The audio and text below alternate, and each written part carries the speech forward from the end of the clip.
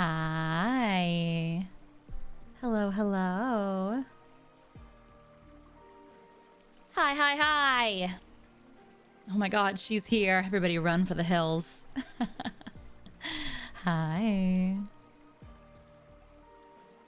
Oh no, not another one? What do you mean?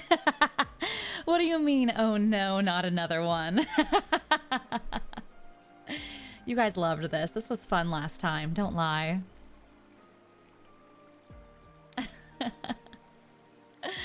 Hi, hi, hi. Is Alma's avatar supposed to be the siren that tricked sailors to come into the waters? Yeah, it was me. It was me in the Iliad and the Odyssey. Odysseus, come in the water.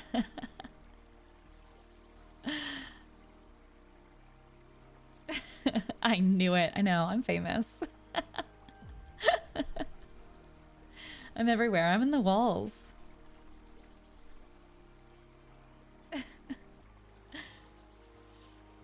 Woo! Yawning already. It's only 2 p.m. I gotta wake up.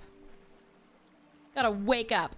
Where's my water? Odysseus, 1 second. come subscribe at tier 3. Odysseus. Yeah, give me that subby. Give me that Prime subby. Odysseus, you have Amazon Prime?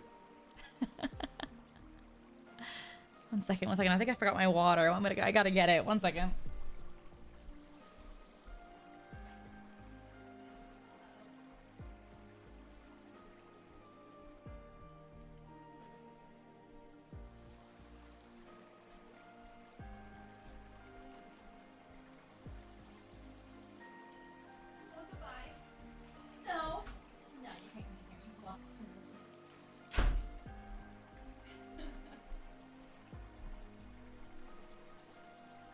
James is right at the door, but he's lost privileges to the stream room today. He tried to get in here. The door opened. He was like, ah! He tried to get in real fast. He's like, no, no, no, no, no, no, no. Ah, ah, ah, ah, ah. Back, you fiend, back. He's been trying to like crawl into my lap all day, which I love that. I love that, but Mama's got to work. And he's very upset. He's very upset that he's a big boy. He's like, I want to be a little dog. I want to be a lap dog. I'm like, you're 70 pounds. You can't. It's like when you're trying to like work on a computer on your laptop and like your cat is like, I have to be on the laptop. And you're like, no, I have to type. Mama's got to work. And they get angry. Yeah. Poor boy. I know. But mother. I know. All day. He's like, I just don't understand why I can't be in your skin. I don't understand. And it's not close enough. Like being on my lap wouldn't even be close enough for him. I must be closer still, mother. It's not enough. But mom. I saw TikToks of giving cats a fake laptop to keep them off yours. I wonder if it works for dogs. I have seen that. Cats just yearn for the mines. They yearn to be a CEO girly. What's the term? Office girly? I have seen that. If you give your own cat its own little laptop, it's like content. Our animals just want to be included as much as possible into our lives, which I think is adorable. But they must take no for an answer as well. Mama's gotta work. I think they love the heat of the laptops. That is true. That is true. Listen, if I was a cat, I would like nothing more than to sleep on like a warm laptop. Like a little heating pack. Oh, they're pack animals. It's in their DNA. So true. But I have another dog. Go be a pack animal with him for a little bit. That's why I have two of you. Entertain each other. Go play with your brother. Really, pretty much. Go play with your brother.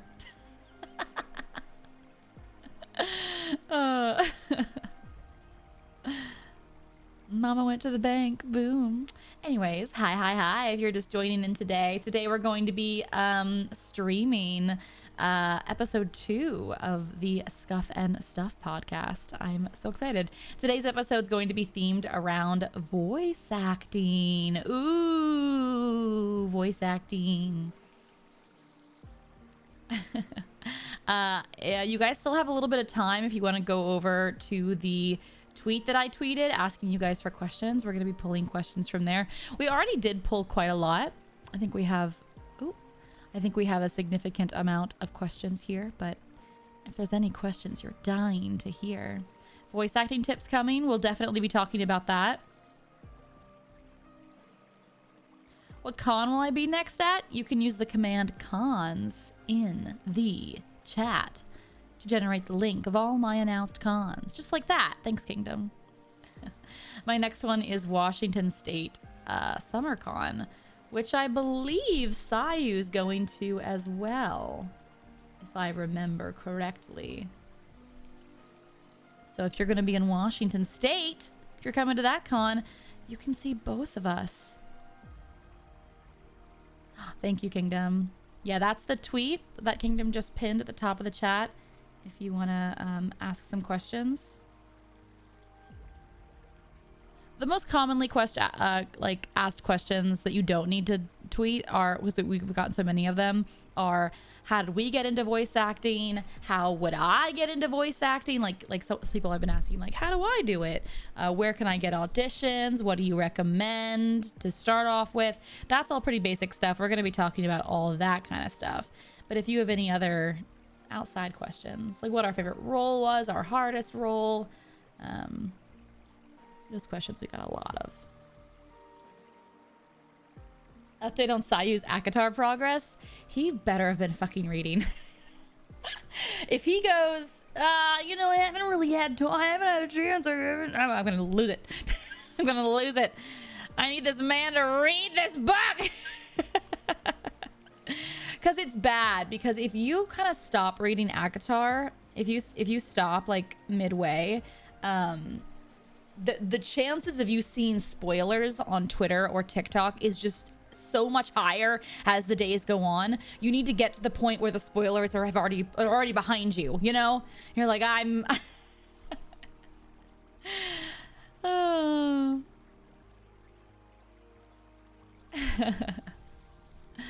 Hell yeah, trying to get into voice acting, taking classes. Fuck yeah. Good start. Love to see it.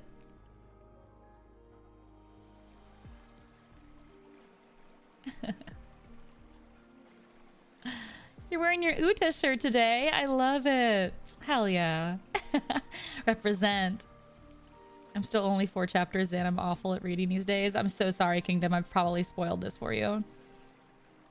I probably spoiled Akatar for some of you, and I'm sorry.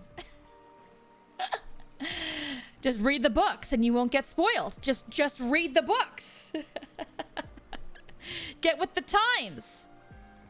Akatar is a world-renowned novel it's the best novel you ever will read. It's actually so good. It's my favorite book of all time. It's called A Court of Thorns and Roses. The acronym is ACOTAR, A Court of Thorns and Roses, ACOTAR. Anyways, it's the first letter from every whatever. What's it about? It's about how do I say this without spoiling? It is a retelling of Beauty and the Beast. So you know why I'm into it. It's a retelling of Beauty and the Beast, but it's so much more than that. It's so much more. And there comes a turning point at the end of book 1 that makes book 1 pretty much obsolete, and the real story begins after book 1. So you just gotta get through book 1. Like, you'll be reading book 1 and you're like, damn, this is good. I have to tell you that when I reread the series, I skip book 1. Book 1 does not exist to me. So, like, it's good. And book 1's good. But I have to just tell you, it gets better after that. Book 1 is like the appetizer to the main course. Gordon Ramsay's making you a 5-star meal. But the meal starts in book 2. You gotta get to book 2. You're having McDonald's for book 1. But you're a starving man, so McDonald's is delicious. But then Gordon Ramsay in book 2. That's the only way I can describe it. You're a starving man. Eat up that book. Nom nom nom nom nom. Only Akatar can sedate you. Sedate you? Satisfy you?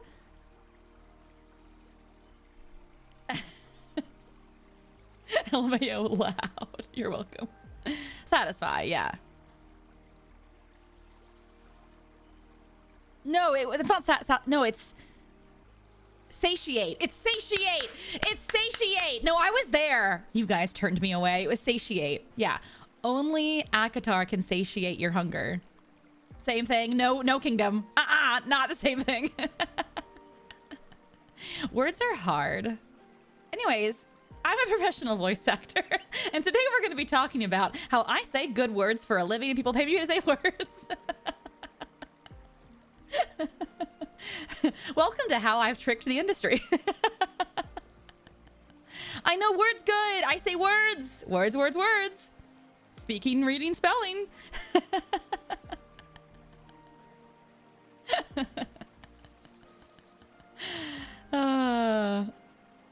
Here's how you can trick others too. Wording. I have too much ADHD to read books. There's a thing called audiobooks. Actually Akatar is fully voiced. There's a version of the audiobook that has a fully voice acted cast where every single character is voiced by a different person. And if you're a fan of Honkai Star Rail, the actor that plays, oh my god, who does she voice? Who's the, oh god, oh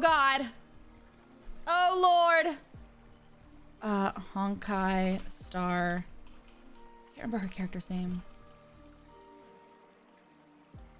Wait, is Adventurine's voice actor in Akatar? No. Who's the lightning girl? The rock star lightning girl. Oh, fuck.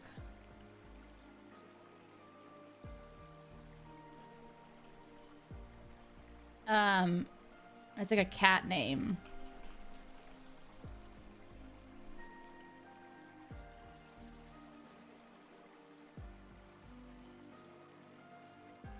Yeah, Serval, that's it. Serval? That's Natalie. Natalie Falsenstein. So Natalie voices Nesta, which is the main character's sister. I did not know that Adventurine's voice actor is in it. Is Camden in it? Akatar audio book. Camden was in the live action. What?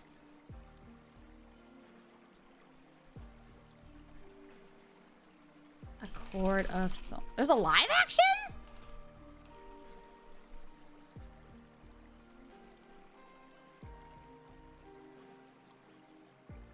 Oh god, did he play Tamlin? What is a small world? Oh my god, I'm gonna read chat. I'm looking for the thing.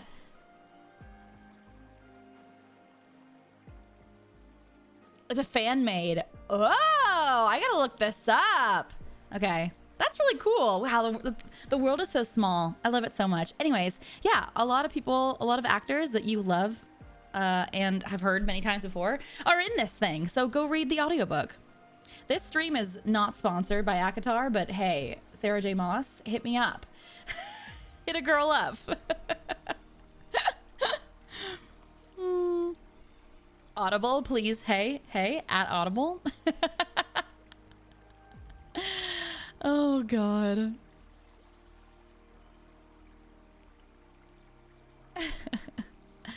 No, I love this series so much. It's like one of my favorites of all time. Akatar has three books, but there's also a novella. And then she has 2 other series, and they're kind of like a multiverse. She's hinting at like a multiverse here. So they'll all become important eventually. He acted as Resand? No way. Also, I want you guys to look at that name. Rhysand. How would you say that name? Because I want to let you guys know that for like 3,000 pages, I read his name as Rhysland.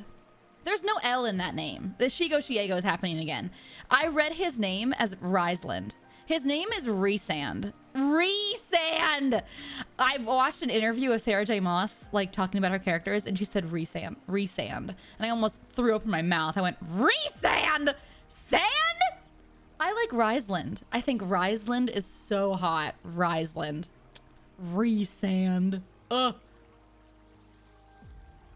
Yeah, people call him Rice. Like rice sand. Yeah, rice sand is another one.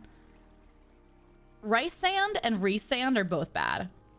I like Rhysland. I think Rhysland, mwah, so good. Resand.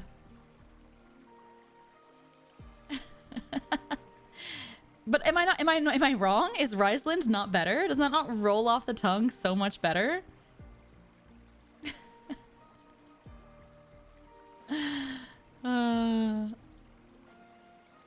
Resand.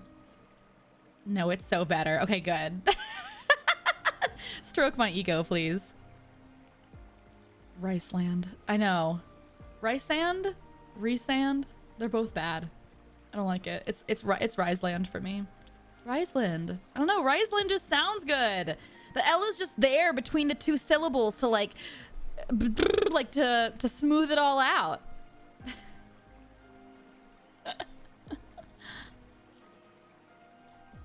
There are audiobooks. Yes, yes, yes. All of the Sarah J. Maas books have audiobooks. I mean, all of her books are like in the top 50. Like all the time, every time, every week. It's up there. So yeah, she has audiobooks for everything. I wonder how much money Sarah J. Maas makes. Like, I just wonder. Like to have like, she has, wait, 1, 2, 3, 4. There's like 7. There's like Monarch 7. Takes an H out of spaghetti. She's got like 20 books in like the top 50. Also, would you ever do an audiobook? Would I ever do an audiobook? No. I will not record for it. I respect it. I can't read. The thing about audiobooks is, the thing about voicing in audiobooks is that you have to do all the editing yourself. And so it's like you alone in your booth for like 17 to 30 hours reading out loud to yourself, and you have to edit it all yourself. And you have to like export the chapters one by one, and it's a lot. It's a lot. I'm a little princess. I like going into the booth and somebody else does it all. Somebody else is monitoring the leveling. Like, if I'm yelling loud, I don't have to be like, oh, I better gain down. Like, someone is there to be like, no, we better gain down. Like, someone's there to do it for me. And if I fuck up, someone's there to like cut away my fuck ups, you know? And then I go, thanks so much for the session. Bye-bye. And I walk out. And then they have to edit it all. I can't do that part. My brain, I can't. My brain goes, like, my eyes start drifting apart. Like, I can't. I like zone out. My ADHD can't do it. I just can't sit there and edit forever. I'll never get it done. They don't hire editors. They're hiring the editor. The editor's you. Yeah, it's usually a package deal, which is why I highly respect people who do audiobooks. Like, cause damn, you're doing it all. You are a one actor machine. I respect it. I can't do it. It's too much. It's too many hours. I had no idea that was a thing. Yeah. I mean, it pays really well, is what I hear. I just, if I did do audiobooks, I wouldn't be doing other things that I love, because it would be me in a booth for 30 hours. It'd be like, you would like not see me I would like not be streaming for a week and be like, where is she? Where is our streamer? Where's the fish? The fish is in booth jail. It's very time consuming, yeah. And it requires a lot of you have to like change like your voice, and like sometimes authors want like different accents for different characters. It's a lot. You have to remember that voice for every time that character starts talking. It's a lot.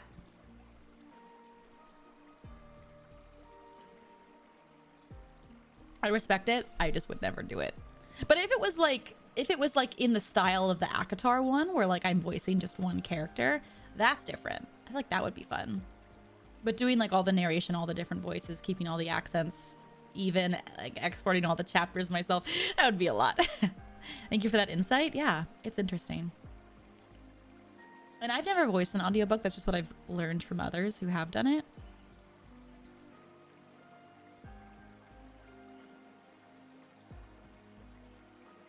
Hi Amma, would you be willing to read one of my web novel chapters? Why don't you post it in the Discord? In the creator corner. I want to do a stream where I go through and go through all your creations.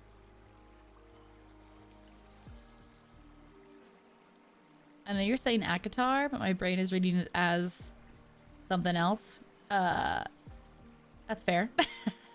It's ACOTAR is the abbreviation. There's a Discord. Yeah, boy. If you use the command Discord in chat, it'll generate the invite link. Come join the Discord. I only add everybody every once in a while. It's like a little treat. Whenever I add everybody, I call it my Bonkai. And I'll be like, Bonkai incoming. It's a trap. I don't do it very often anymore. It's very rare. A rare Bonkai. But every once in a while I get the zoomies and I add everyone and then cause chaos and then leave.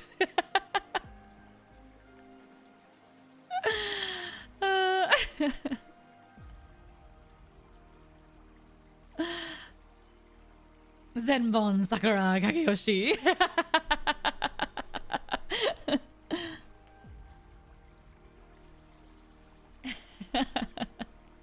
That sounds very on brand. Yeah, pretty much.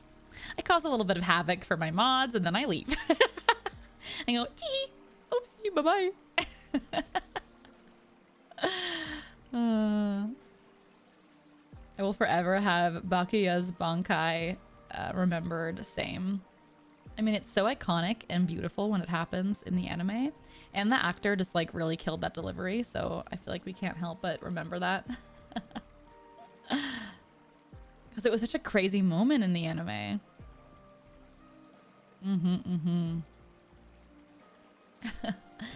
Miss Staraholic, thank you for the 22 months.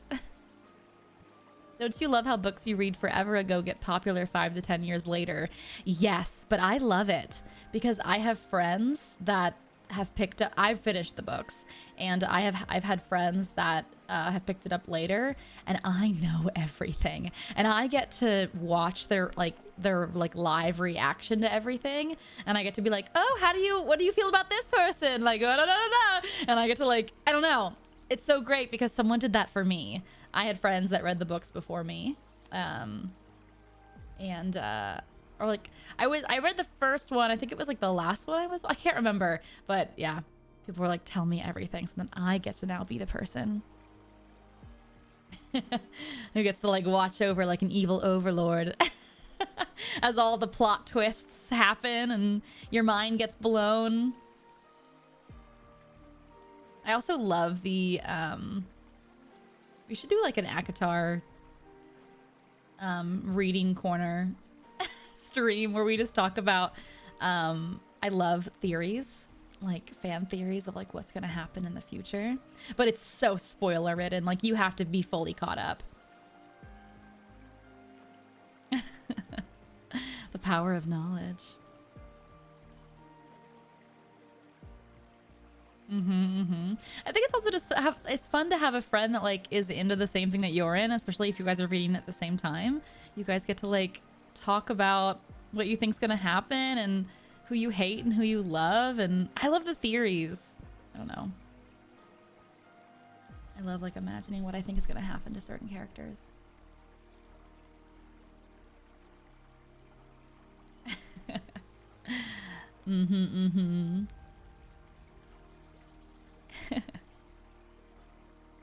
Hello, hello, first-time chatters. Welcome, welcome in. Today, we're going to be streaming episode 2 of the podcast. We're going to be muting alerts and stuff. I'm going to mute them on my end. You guys won't be able to hear them. I think I know how to do it.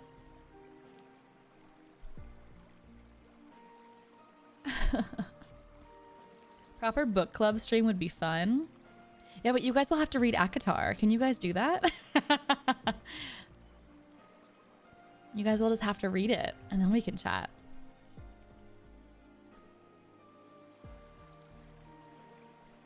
Apothecary Diaries mangaka pleaded guilty for tax evasion. It's crazy. What? That's insane. Wait, isn't that anime like super loved and that like that manga like super prolific and loved right now? We can't have nice things.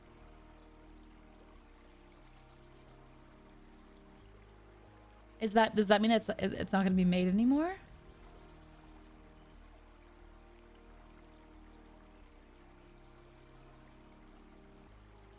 Anime follows the light novel. The artist, not the author. Oh, the artist. That still sucks though. The author is not involved. Oh, I'm sorry. Me when I spreaded misinformation. My bad, my bad. The artist. So like the artist that like, does all the cover art. Oh, that still sucks though. Phew, but still sucks. Sorry, chat, for the misinformation. My bad, my bad. Yeah, for the manga adaptation. Oh, so is it a light novel that got turned into a manga and then got turned into an anime? Interesting.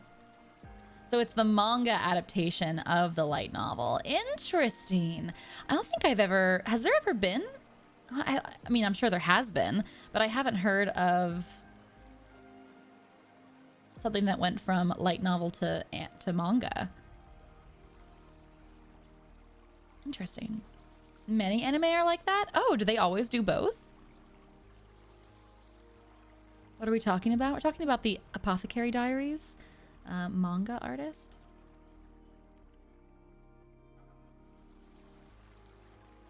I know Sword Art Online was a light novel, but I guess it was a light novel first and then it got turned into a manga and an anime. I guess you're right. Oh my god, is this like the me when I learn new things? Me when I learn things that have been a thing for the entire time. Not always. Sometimes they go to anime and then to manga. Oh. Sometimes manga follow after if anime is successful. Interesting. I like that they're telling the story in different forms. That's very cool.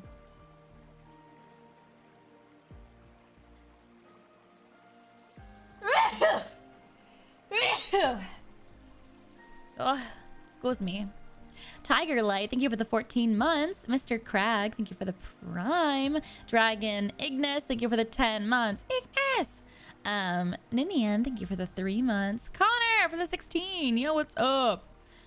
Thank you, thank you. Connor, are you still in chat? Rank. Bless you on this Holy Sunday. Wait, we are recording on the Lord's Day. I think we recorded episode 1 on the Lord's Day too. We got to get Sarah J. Maas to consider the ACOTAR manga adaptation. Don't even get me started on this. Don't even get me started, because there's been so many rumors about ACOTAR having a live action, and I've been screaming to the heavens to not let it happen. Don't do it. It needs to be an anime. It needs to be animated. It needs to be like Castlevania animation. It can't be live action. The same with Game of Thrones. I wish they would redo it, but animation. Like, yeah, it would be nice for them to like redo like the last season or two, but like it would be so much better if they animated it like Castlevania style. Like, imagine the dragons. Oh, like it would be so good. But ACOTAR too, like there's some creatures and things that get described, and like certain characters have like beast forms and stuff, and I'm like, ugh, that's gonna be so bad. Like, it's gonna be like Twilight, you know, Jacob turning into the werewolf, and you're like, ooh. But like in the book, you're like, nah, you know, like visual is like, I don't know.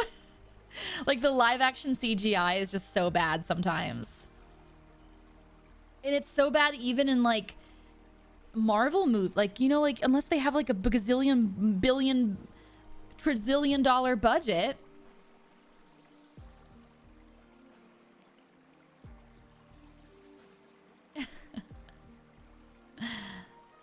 The creatures in Avatar 2 are so beautiful. Yeah, but Avatar 2 had like the biggest budget of all time. What was the budget for Avatar 2? Like, we can't describe, we can't compare things. Avatar 2 budget. They spent $460 million on Avatar. Avatar 2 was given the budget between 350 million and 400 million. So we can't compare those. We can't say, well, Avatar did a great job with it. Yes, they had $400 million. We can't compare that. It's possible with a ton of money. No, Avatar, like James Cameron's Avatar.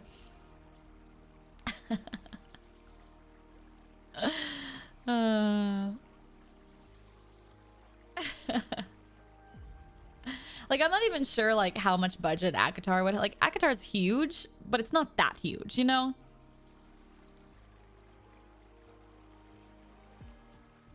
I don't know what the budget was for Fallout, but I gotta say the monsters didn't look too bad. But the only monsters they had were humanoid. So we're not talking like crazy CGI, you know? Most of that person was real. It was mostly like face makeup, right? Like CGI makeup. But like, I'm talking about for ACOTAR, like full creatures. Like there's a creature that happens in ACOTAR where it's not even fully described. It's just described as like your worst nightmare. And like one of the characters in the book is like a toned warrior, and he like shits his pants in the presence of this creature. So like you have to like, that creature can't be made. Like everyone's visual of that creature is going to be different. It's a dark mist thing. Got it. Yeah, pretty much.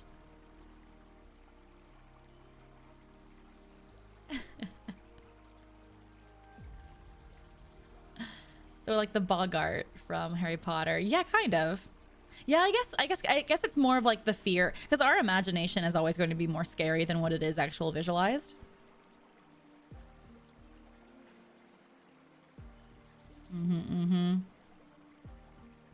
Or it's not concrete. Yeah, I just don't know how they do it live action. I don't know. I feel like that'd be bad. And also, I just feel like these characters are so described so beautiful that I feel like real people won't be able to do it. Like they're not gonna live up to the visual I have in my head, because they're fake people in the book. Like they're like fae, they're like immortal beings.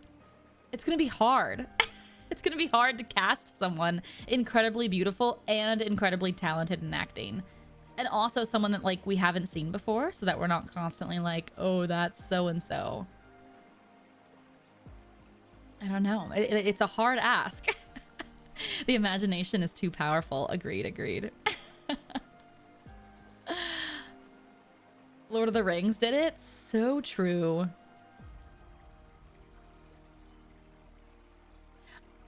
Listen, I love ACOTAR, but I don't think ACOTAR is Lord of the Rings level. I mean...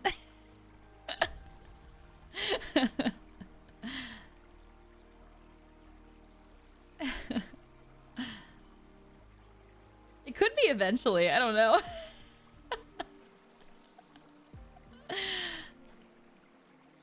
To me, it is though. Like in my heart of hearts, I love ACOTAR more than Lord of the Rings. but I'm not sure if like the funding is there, you know? Like, I'm not sure if investors believe in this like I believe in it, you know? What am I talking about? I'm so confused. I'm talking about the critically acclaimed novel, A Court of Thorns and Roses, if it became live action. I'm just rambling. I'm waiting for Sayu to get here.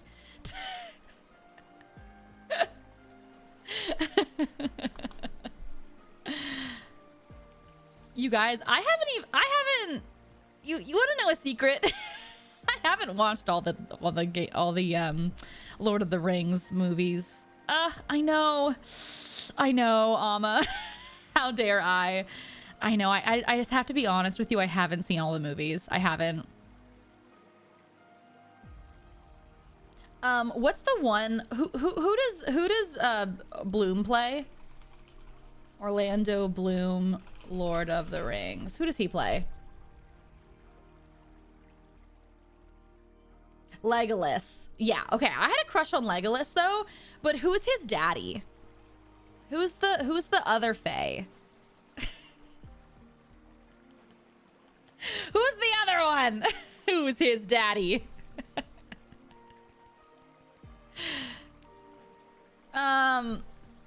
Who's the elf daddy? The Randall? Wait. Lord of the Rings. Elf guy. This guy. Wait, sorry, I'm on a page. It's like, yeah, Thorandal. Yeah, that's who I like now. And I feel like that's true growth. I feel like that's true maturity, is you start out liking Legolas and then you're like, actually, his dad? Is that his dad? Is that his dad? I haven't watched the movie, so I actually don't know, but I feel like it is his dad. Fun fact, Legolas was actually Orlando Bloom's very first role. He got cast shortly before he graduated acting school. That's fucking crazy. He looks great. I mean, he does great. That's amazing. Good for him. Welcome to Who's That Daddy? Legolas! Thorandal!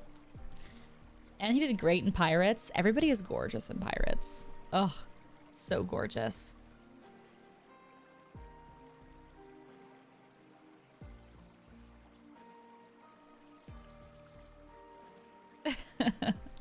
Wait, it's Thorandal, right? I believe. No?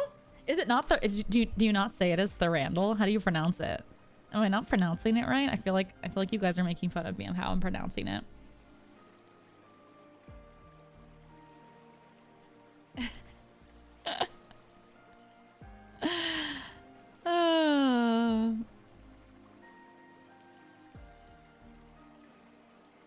Thuranduil?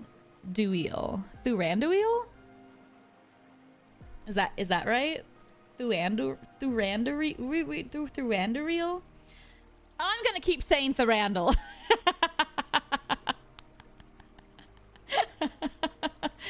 Risland. Riceland. Shigo Shiego. You do you. Listen, reality is what you make it. It's a fantasy name. Who cares? Exactly. Tomato, tomato. Same thing.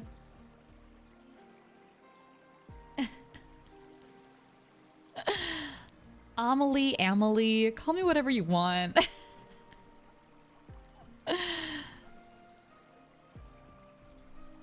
Sayu's waiting on me. Oh, I was waiting on him. I was talking about Thorandal.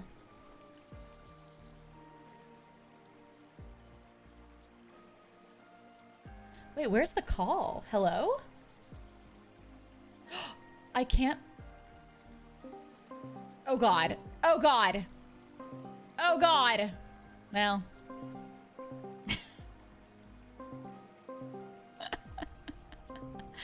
I meant to do a silent call, but she came in like a wrecking ball.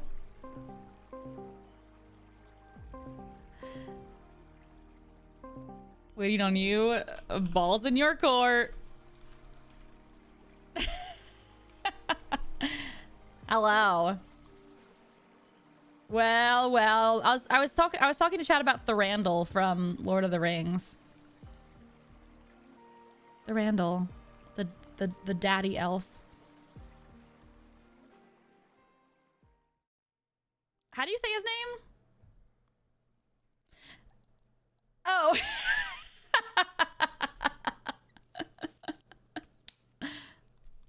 Oh, well, yeah, I was going to then say Hayden's probably very upset. You don't know. You know, touche. I need to watch it for the first time. What? What? You shouldn't put music in. Yeah.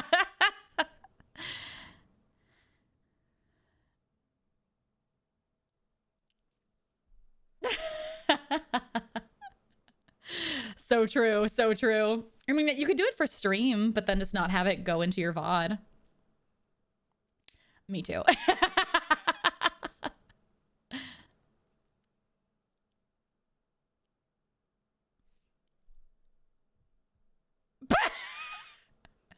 It's the Randall reel or something.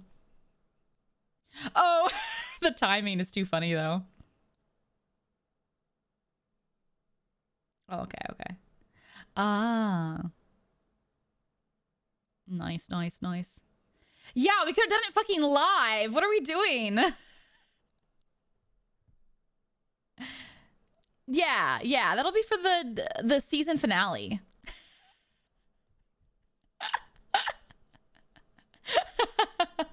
We're real life people. Gasp, horror. Wait, no sound? Wait, you have no sound? Wait, sorry, chat's screaming. Oh, wow. There you are. It wouldn't be called Scuff and Stuff without the fucking... Oh, brother. Chat's going, bing bong, streamer, bing bong. Sai, look at us, please. Oh no, chat didn't hear it. Yeah, I got it, chat. I got it. Don't worry. I, your savior, have saved this podcast. Don't worry. The whole podcast gets recorded with just me. Yeah, we have to do that V2 studio thing, right? Yeah, I don't know how to do it. I got it. I fucking got it. I have to go into the thingy thing though, right? Yeah, I got it. The music playing in the background is very appropriate. All right, which Have Mercy Daddy is it? I always have to all ask. caps. All caps Have Mercy Daddy. Well, believe that. All caps. I'll see. No, I have to host. Stop it. I think I can add you actually. Yeah, but you want me to do it because you don't know how to do it. I don't. Allegedly. I think I have to put you here though. Join. Am I there? Are you able to join, or do I need to put a password? No, am I there? Probably not, because I have to set it up still. It says I've joined. You have? Yeah.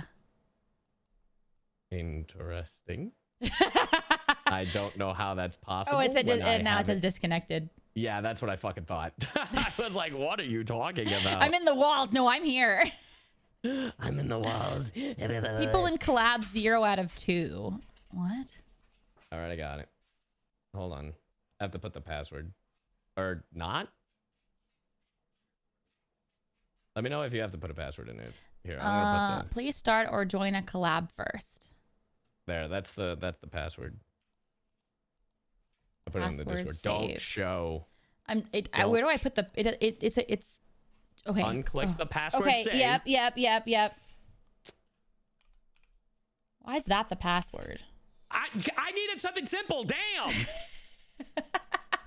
Okay. Like, Jesus. Accept. Getting judged over here, for fuck's sake. The music is very appropriate I have in the background, by the way. It's actually hilarious. Am I here? Well, you gotta give it a second. It's gotta load. Shit. Dear Christ, so impatient, for fuck's sake. Yes, James. James has been very needy today. He's been like wanting to crawl into my skin. Oh, wait, what? He wants to like be in my lap at all times, but it's not close enough. Like he'll like press his head into my armpit and like Like just like sit there, and I'm like, hello, Mama, I need Mother! attention. And you're not close enough, and I'm like, get off of me. Oh, there you are. Okay.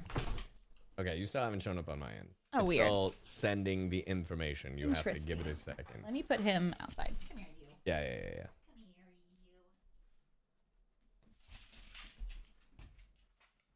you. Oh, it's happening, chat. It's happening. It's happening. I stopped moving because I think Monarch's model is. Yeah, there she is. Huh? Don't worry about it. We got it. You only broke my VTube studio real quick. Do you want to be on the left or the right? You know you can. Anyway. Oh, can I move you myself? Yes, you broke my V-bridger. Oh, you're welcome. Yeah. There we go. How do I move you? Oh God. Am I blocking you? No, I got it. Okay, you got it. Yep. It's kind of hard because this this window I have on my vertical monitor, and so it's a really large. It's yeah. How do I move you? I forget. So you know that little thingy, that the little cogwheel, and you next to control it, position. I got it. Yeah. Wow, I'm so proud of you. You did it all by yourself. You did. I did. Okay, I'm gonna put you. Wow. Oh, I'm too big. Oh boy. Mew, move here. Okay. We've done it. We've done it. We've done it. We've done it. All right. Okay. Let me know when you're ready. I'm ready. All right. You sure? Yep. All right. Hola y bienvenido al primer episodio de SCUFF y STUFF. Yo soy Sayu y aquí tenemos a Monarch. Monarch? C. I don't know. Hi everybody, I'm Sayu and welcome to the first episode of SCUFF and STUFF. It's always the first episode here. No, it's I'm episode Sayu. 2. No, it's episode 1. We talked about this. You already forgot the bit. Welcome to the first episode. Totally the first episode and not episode 2. Which Monarch seems to Episode have 2 forgotten. after episode 1, which is the pilot, or episode 1 after episode 0. You decide. Exactly. Exactly. Anyway, I'm Sayu. Hello, and I'm Monarch or Amelie, because I can't decide.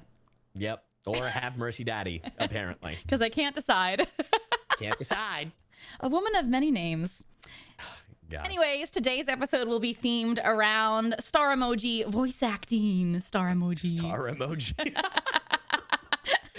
Is that the title on the YouTube channel? Voice like star acting. Emoji, Yeah, like the little voice acting. stars. You know, you put like the little stars to like Voice acting. voice acting. Ooh. Wow.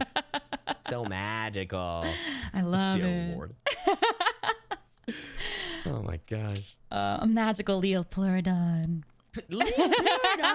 One of these days we're gonna have to bring in Joel just to piss him off and I'm excited. like, Listen, just do featured straight up guests.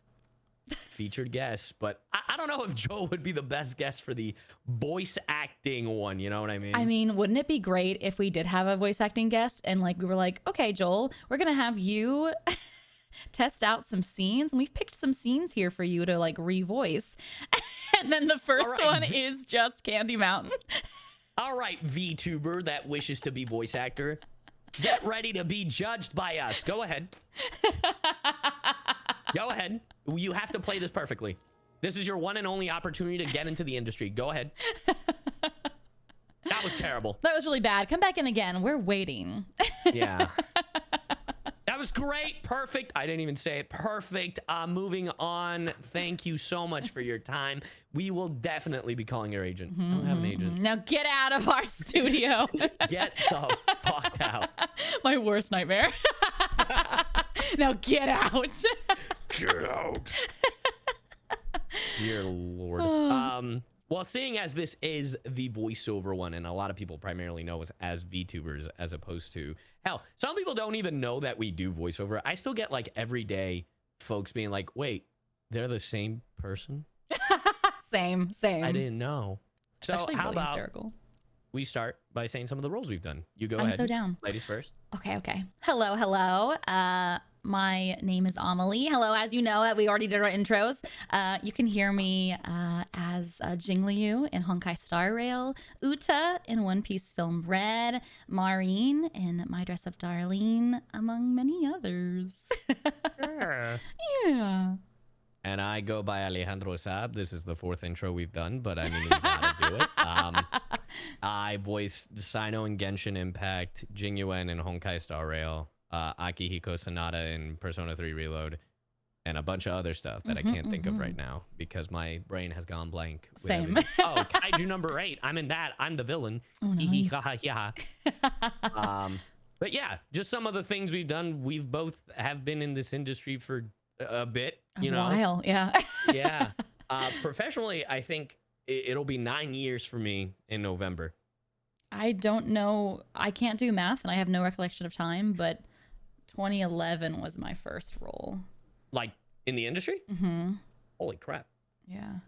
Yeah, because I started indie-wise, I started around 2012. 2007 is when I started indie-wise, but my first like paid role was like 2011. Yeah, like where I actually went into a studio. Yeah. Can you say that again one more time? When did you start? 2007. Damn. It's Sorry, been go ahead. 18. Is that 18 years? I started the same time as when I did all my music. It was like the same time. Man, that's crazy. I know.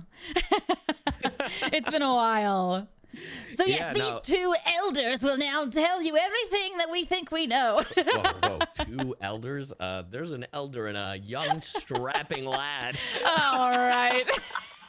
I'm not even 9. In this world, I'm 8. I'm a baby. Like, I don't want to. They're a freaking hag over here with a teen in there. I'm baby at heart. I have one brain cell. Sure. Oh God. Okay. Then how did you get started? I remember vaguely hearing how you got started, but obviously to the folks that don't know. Right. I started online as just a nerd. I was doing English covers on YouTube, which is what I'm primarily known for. What? Right. Sorry. No. Right. What?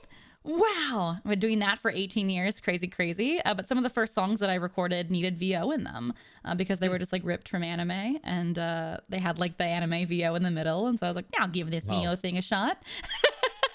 And I tried it and I loved it. When songs do that. I know, me too. But there weren't full versions at the time, or I didn't know they existed back then. Yeah. But yeah, I gave it a shot and I was like, I kind of like this thing. I started going to cons. I sat in a bunch of panels with voice actors talking about what they do. And I was like, I heckin' love this. I fell in love with the craft. It had been many years, but then I moved to Dallas, took a bunch of classes, started doing behind the scenes voice acting stuff. Oh, I won a voice acting competition. Yeah. I won AX Idol, which was way back in like 2011. I won the last year. Bang Zoom and Viz Media put it on at Anime Expo actually, and I won that. I remember that part of the story. Yeah. I won that, and one of the prizes was you'll come into Bang Zoom and do some behind the scenes like additional voice acting stuff, and that's how I got my start professionally. Yeah. Pretty crazy. Yeah. A wild ride. Crazy. It's crazy. So they don't do it like to the extent I think that they used to do, but they still to this day do those contests for anyone. Yeah, who's, they like, changed interested. it to like open auditions, where they'll do like an open audition like at their booth. I believe at AX, which is really cool. So if you ever go to Anime Expo in Los Angeles, check it out, give it a shot. They do it at Expo, I think Anime Central, like ASIN.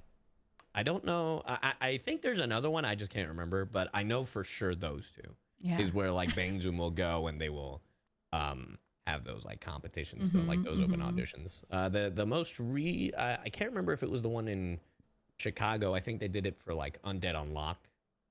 Cool. But it's really cool. They actually do offer like opportunities. And I think it's awesome.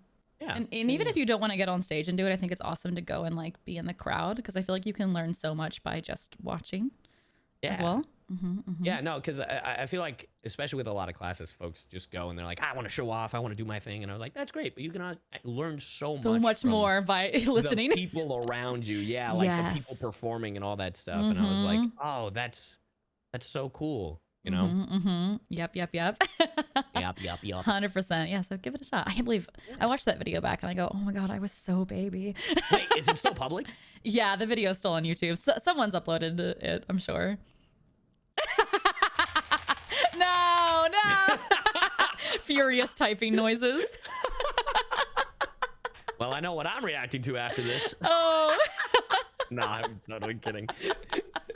I mean, Everyone's you can. It's me, like, I think I was doing like a K-On scene. I'm just like screaming. It literally, it's literally just me now. Oh God. Oh yeah. So, hell yeah. Nothing's changed in the 13 years of doing this. I've just found my real self now.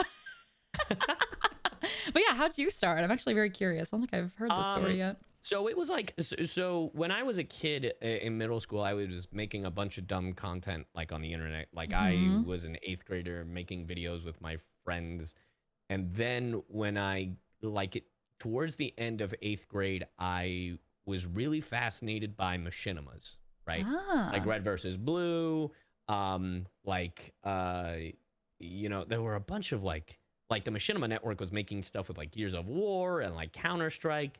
There were so many different ways to make content. And for those who don't know what a machinima is, basically it is making a film using a video game. So like nowadays folks use like Minecraft or Fortnite and I'm sure some other games that I can't think of. I know that every now and then I'll see a Halo one, but I was making Halo ones because I was really passionate about Red versus Blue.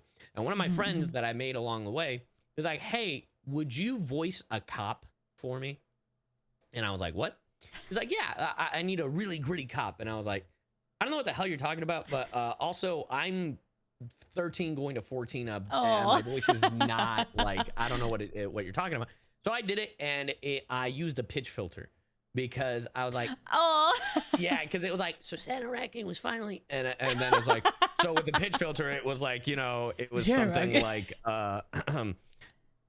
so Santa Racking was finally, like, obviously that's exaggerated. Obviously that's exaggerated. Right. But you're like, I know the vision. You're like, I know I want to be this low, but I can't do it yet. Yeah. Yeah. Which is how far I've come, by the way, because now like I could just go way lower than what I used to do, like even with the pitch filter. The evolution.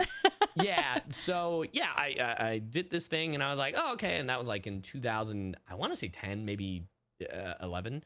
And then around like doing that for like a year, my friend pointed out that my voice had gotten lower. And I was like, oh, you know, this is actually kind of fun. So I started doing research. I started listening to this podcast called Voice Acting Mastery. I started reading books, I went on iwannabeavoiceactor.com. Used to go on a website because back then this website existed. It doesn't anymore. It was called Voice Acting Alliance. I'm sure you're familiar with it. Oh, yeah. Yeah. And there were auditions on there and all this stuff. And but yeah, it was something I wanted to try out. And for me, it was like, well, let me try it out, see if I like it. And if I don't, then I don't do it. Right. And even to push myself to see if I liked it, my senior year of high school, I took drama, which the drama elective was just improv, and writing and theater. And in those classes, in improv, I got to play around and figure out this was just plain pretend. And writing and theater, I actually had to, at the end of the year, we wrote a script. We gave that script to another school, and that school gave us their script. And we had to each perform our own, like their script, and they had to perform our script. They, for some reason, I don't know what happened. They were like, we should use Alejandro. And I was like, what? They're like, yeah, he's the husband. He's the husband. And I was like, okay, I guess. And I had to memorize all these lines and all that stuff. And I was like, other than that, the only time I had ever like performed on stage was when I was like in pre-K. Right. I was Mr. Smee in Peter Pan. And I'll never forget. I'm not even kidding. So during intermission, what they had me do was they had me mop the stage. But they were like, you have to shake your ass a little. And I was like, what the fuck? So this was in Ecuador, by the way, when I did that. This was more than 20 years ago. I love that direction. Yeah. And there, because it was like for the goofy effect, and I was like, sure, I guess whatever. Oh no. But yeah, those were my first experiences with acting, and then I realized, oh, I really, really like this. And when I went to, I really like shaking my butt. no. How could I have known that I liked acting based off that? I was talking about the high school theater stuff. My apologies. Yeah. You fucking freak. Anyway, I went to college. I went to Savannah College of Art and Design because for a while I thought I'd be an animator. And during that year at SCAD, that was the name of the university, it was the most depressed I had ever been in my life. It was the one time ever in my life, even to this day, that I have had a suicidal thought. And I was like, yeah, I did my project. I did my last project. I turned it in. It was because for 2D animation, the first project you get is animating a sack of flour. And I turned it in, and they're like, this was great. It's a B. And I was like, you mean to tell me I busted my ass off hours animating till like 4 to 5 a.m. and I got a fucking B? Yeah, I didn't have fun at all. No. And I got really lucky because that same year, I was going to ACON in Texas, the anime convention. Yeah, ACON. Yeah. And when I was on my way, my friend Rhymestyle, his name is Dino, but his YouTube handle was Rhymestyle. He apparently had messaged Gen Fukunaga, who at the time was the CEO of Funimation, which is now Crunchyroll. And I get an email from Gen being like, hey, Mr. Saab, would you like a tour of Funimation? And I was like, what? That's so cool. And I took Dawn with me because Dawn was my ride, and and literally he unheard of, but apparently the CEO himself gave me a tour of Funimation. That is so cool. Yeah, because I had told that story to other people, and they're like, normally it's like this guy or this guy that gives a tour. I've never heard Gen give a tour. That's crazy. So, yeah, and you still have photos of that tour? Oh yeah, there's a photo of me shaking Gen Fukunaga's hand like in front of the Alphonse Elric statue. And no way. Yeah, that's cute. I was wearing. It's so doofy because I'm wearing a fairy tale jersey that you can only get. That you Big can nerd only vibes. get specifically buying this specific fairy tale box. Aw. And they only did like 100 jerseys, and I'm just like, oh my god, I'm such a nerd. And I remember it was during like the Dragon Ball Resurrection F movie, like right before that came out. So Gen dropped a, hey, would you like to do an interview? And I was like, what? Yeah, you interview me. And I was like, what? Or what are we doing? So it was a whole thing, but I got to see folks perform behind the mic, and I was like, that's what I want to do. I love that. Like that was like, it was really freaking cool. Hell So, yeah. yeah. I love that you went from animating though to like doing the thing that people now animate too. Yeah, I know. It's so cool. And I still have an appreciation for animation. Man, when I see like stuff like anime, I just watched the Haikyuu movie last night, by the way. I love Dude, Haikyuu. there is one moment in this movie where like the movie already looks good, but there is a sequence where the animation just goes to another level that me, Howard, who was next to me, and Stephen Fu was on my other side, that when the animation started going, I was like, damn. Hell, I gotta check it out. Like, I was like physically shaking. I was like, what the hell is going on? And all of us, the three of us, were like, we all looked at each other, like, what the hell? Are you seeing what I'm seeing? Yo, it was bonkers. But to this day, regardless, I appreciate like animation and seeing all the different styles, not just in anime, but like in 3D movies and 2D movies. I always like I do have favoritism towards 2D animation over 3D. But man, the stuff that folks have done with 3D animation as of recently with like Spider-Verse, Puss in Boots. Oh yeah, That incredible. new movie, dude, that new movie coming out called Wild Robot, it looks majestic. Like it's like they're blending 2D with 3D, and I'm all for it. I agree. It looks so hecking cool. I think the teams are really crushing it. It's because everyone's trying to do something different and like innovative, and it's so the industry is just like on this incredible like upward journey together. For sure. Yeah, that's really cool though. Oh my god. Yeah, that's my weird long origin. Which is crazy because so I'm a little bit older than you, but you started at 13, 14, which I also started at 13, 14. Yeah, it's actually funny. crazy. We found that out I think we found that out during a panel, We right? did a Like, panel. Yeah. yeah. Was that the panel we did with Sunny? No, it was the panel that we did, that solo panel. It was like a couple cons before that Sunny panel. Gotcha. Yeah. Oh, it was Got funny though. Yeah, that Sunny panel. Oh, gosh. Yeah. If you guys are listening, every once in a while, me and Sayu have different con agents, so we don't always go to the same cons. But every once in a while, a con gets smart and books us both, and then Yeah, they at get the same dumb and then they time. put us in a panel together. And they go, "Oh no, what have we done?" The last con we did, it was really funny because they were like, all right, we're going to have Sayu, Monarch, and Sunny straight. And we're like, now, we love Sunny. Oh yeah, love Sunny. And this is a voice acting panel. But we know damn well this ain't going to be about voice acting. Because it was like a Q&A, so it was like everyone like lines up and asks questions. We were like, oh no, people might only ask voice acting questions. What are we going to do? Or no, sorry, VTubing questions. What are we going to do? Yeah, and it was really funny because Sunny is also like an artist, like a comic artist and an animator. So he was like, what is VTubing? And then he was like started to get interested, and it was really cute. Yeah. No, I was like love jokingly Sunny. like, we have to create him a VTuber persona, like just an Yeah, idea dude, right here. honestly, live. I think he would be all for it. He would kill it. Yeah. Yeah. And he could like do his own little memes and doodles. Like he'd be so good at Oh my it. God. What a unique VTuber, but I don't know if he'd have the.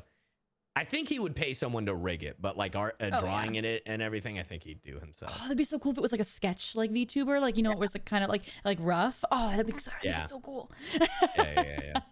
Anyways, ideas. Ideas. Good stories though. Damn. Yeah.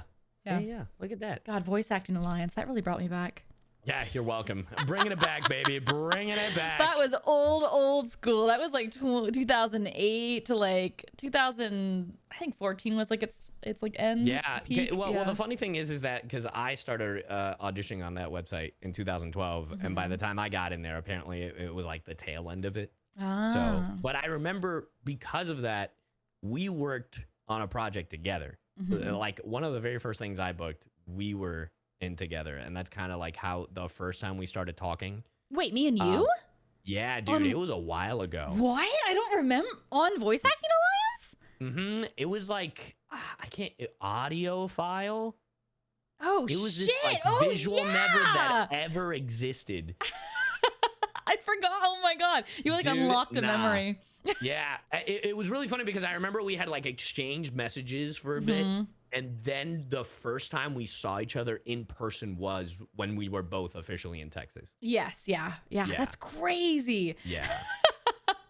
Wild times. Core memory unlocked. Shit. I was like, wow, what a small world. What a small world indeed. Well, because like, you meet friends online or like other peers online. You only really know them by their profile picture. And you meet them in real life and you're like, shit, you're a real person. And in this day and age, like, oh my God, I'm sure you've gotten this a lot. The VTubing, right? Because we do VTubing, VTubing so much. So many people I've had come up to me at panels or not panels, but cons being like, this is weird. And I was like, what's weird about it? It's like your face. I know. People will come up. I've had VTuber friends come up to my table and be like, "Hi, it's me," and I go, "Who is me?" They have to give me a business card. They have to give me a business card to like me realize, oh yes, of course, obviously. That happened with Joel came up to my table with like a posse of VTubers, and he was like, "That's so funny. What's up, Monarch?" And I was like.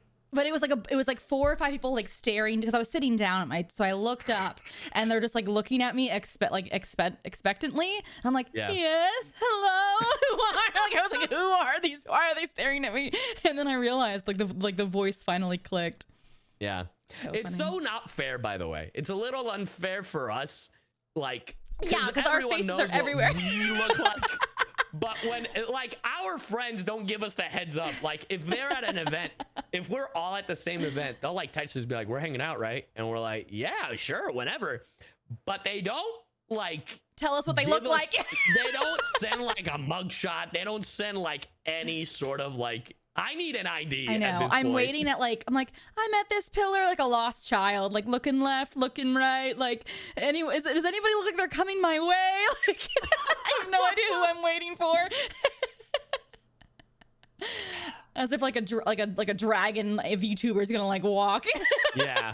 Walk Just towards me. expecting like Vienna to show up as this like 10-foot tall blue dragon from the cosmos. Exactly. When does the boss music start? Bum, bum, bum. You just hear Bowser's theme playing as Chibi walks in. Ba-na-na-na-na. I'm gonna start like dyeing my hair every con so that I get one up. You're gonna show up with black hair one day, then like No. white hair, then blue. That'd be pretty crazy. Yeah. Maybe. Maybe We on the talked angle, about. it'll change. Yes. No, I was just gonna say it's gonna change color depending on the angle they're looking at you. Oh damn! Like rainbow hair. Yeah. Gotta wear a disguise. Maybe I'll just get like some really bad disguises. Yeah, just cosplay Uta and no one. No one will know. Monarch? No, it's me, Uta. It's Utah. It's Utah. God. Damn. Well, we did talk about Voice Acting Alliance a little bit, and one of the number one questions I saw on the tweets that you guys asked on Twitter, That's right. was what other websites we recommend that are like that. I'm just going to jump into a question here that I see from Hidden Tome. Said, other than a casting call club and promoting on socials, what other sites and resources can one go to work on projects or audition? I mean, VAA was a thing. It's not anymore. Yeah, it was the thing. Yeah, it was the thing, but like everything, things, have their time and they end. Yeah. I think right now, is it Casting Call Club or what is that one That website? is one. I've heard like mixed bags about that one, if I'm going to be honest. I don't personally use it. The Voice Acting Club. That's it. Voice is the Acting one Club. I would recommend.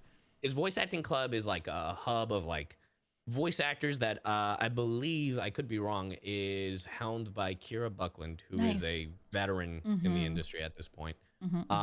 And there's a Discord, there's a website, there's a forum. Like, it is super cool, and they are constantly sending out like for indie projects and that kind of thing. And there's also, funny enough, like, honestly, I've seen a lot of them on Twitter.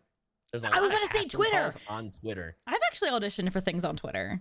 Same. Yeah. I have. Yeah, no, there's funny enough, if you are more into, like, if you already are getting into the professional space of voiceover, like if you've done like, if you've worked at a studio or whatever, LinkedIn. Interesting. LinkedIn, like, I always, when I started, I was like, no one ever uses LinkedIn. Like, no one ever uses LinkedIn. But like, I'm not kidding. Like, people use LinkedIn for some casting, and it's just very interesting. So, I mean, I'm like, okay, why not? If that's the game you got to play, like, sure. It just depends how much time and commitment you want to put into like getting into it, Yeah. And there are websites like voices.com and voices123. I've tried them. I've never had success with them because they're paid. Yeah. But I've had friends that have had great success on them. Yeah. If you are going to use Voices or Voices123, be careful. It is pay to win, like pay to play. Not even pay to win, pay to play. Yeah. So I would steer clear of that. And if you're not on that website like every single day, every single second, like there's no point. Yeah. So I would honestly, your best bet is just go on Voice Acting Club. That is literally the safest bet, and it's not just about castings there. They have a lot of resources. I know they also have like classes every now and then, and like workshops, and just it's like a community there. So that is that's probably my go-to for that. Yeah, and then there's also iwanttobeavoiceactor.com by D. Bradley Baker, which has a bunch of different resources as well. Yeah, hell yeah. I think it also depends on what kind of voice acting you want to do. Like if you want to do more commercial work, because I feel like Voices and Voices 123 is more commercially. But if you want to do like character work, yeah. I think Twitter is becoming like the place. I see so many casting calls. I've been noticing more and more on Twitter, especially for like indie animation and like indie games. Yeah.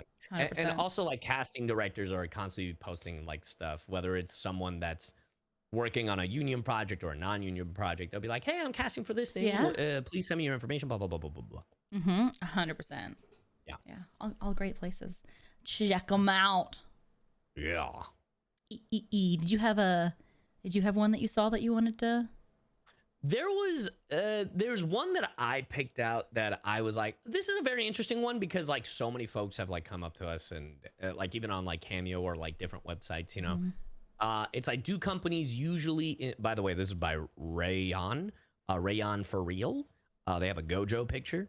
I love and it. it's like, do companies usually in their contracts say you can't act your character out of XYZ anime/game?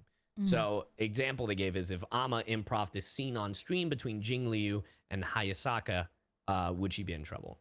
And I think it depends, right? Like it depends on the property. It depends on the company.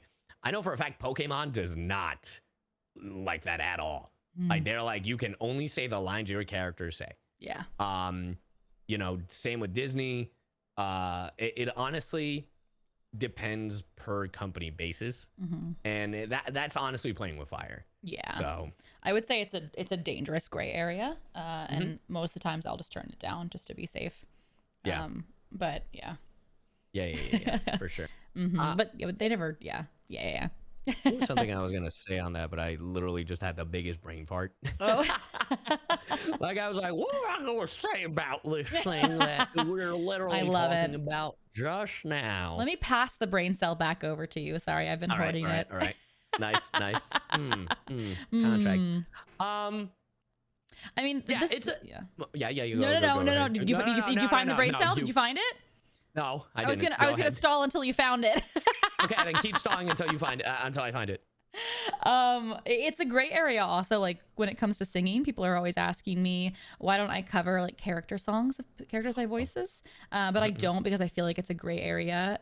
If the character is singing the show, if the character is singing the song in the game, I don't want to cover it myself because they might have me do it later, or I might have already done it, and I don't want to run into that gray area. So that's actually why I don't do that kind of stuff. I'll just like cover the opening because the character normally isn't singing that. But yeah, people ask me all that all the time. Yeah. Because it's one of those like when it comes to, because the reason I picked it out is because a lot of fans ask us at conventions or you know, on Cameo, it's like, oh, could you do this voice can you do the voice of X, Y, and Z doing this little bit or random, you know, kind of thing.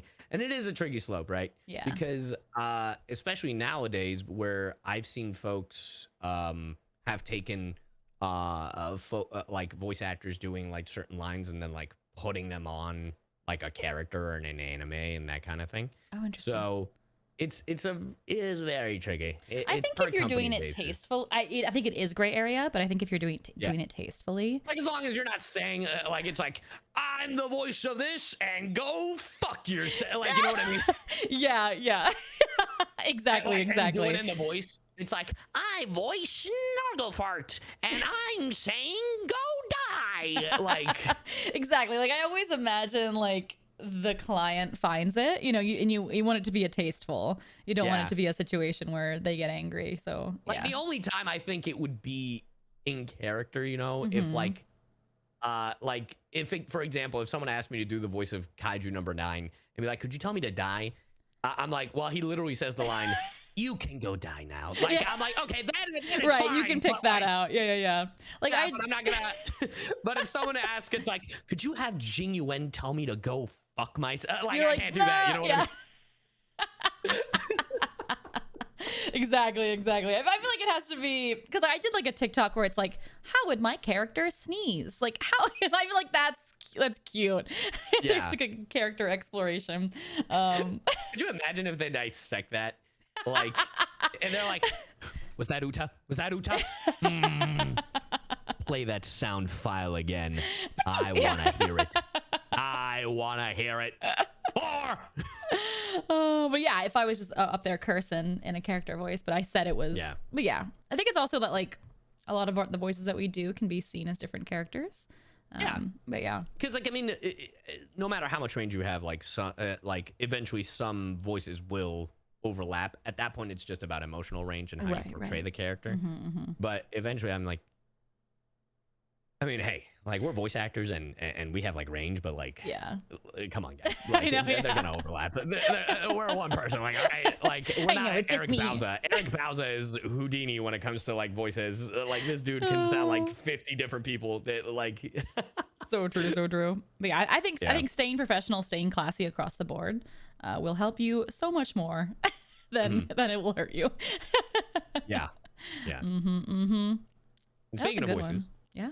Speaking of voices, this is how I transition. This one is by Fluffy, which is kind of relevant. At Ari Becalmed. Becalmed. Be calm. I don't know how to say this. Yeah. Oh, be calm. Yeah, dude. This is my Utah. This is my Utah. I love be calmed. Be calmed. I blame the word games I play in so the middle fair. of the night. That's where so I'm fair. Like, all right, let me just. You're like, it needs to start with an A and end in it.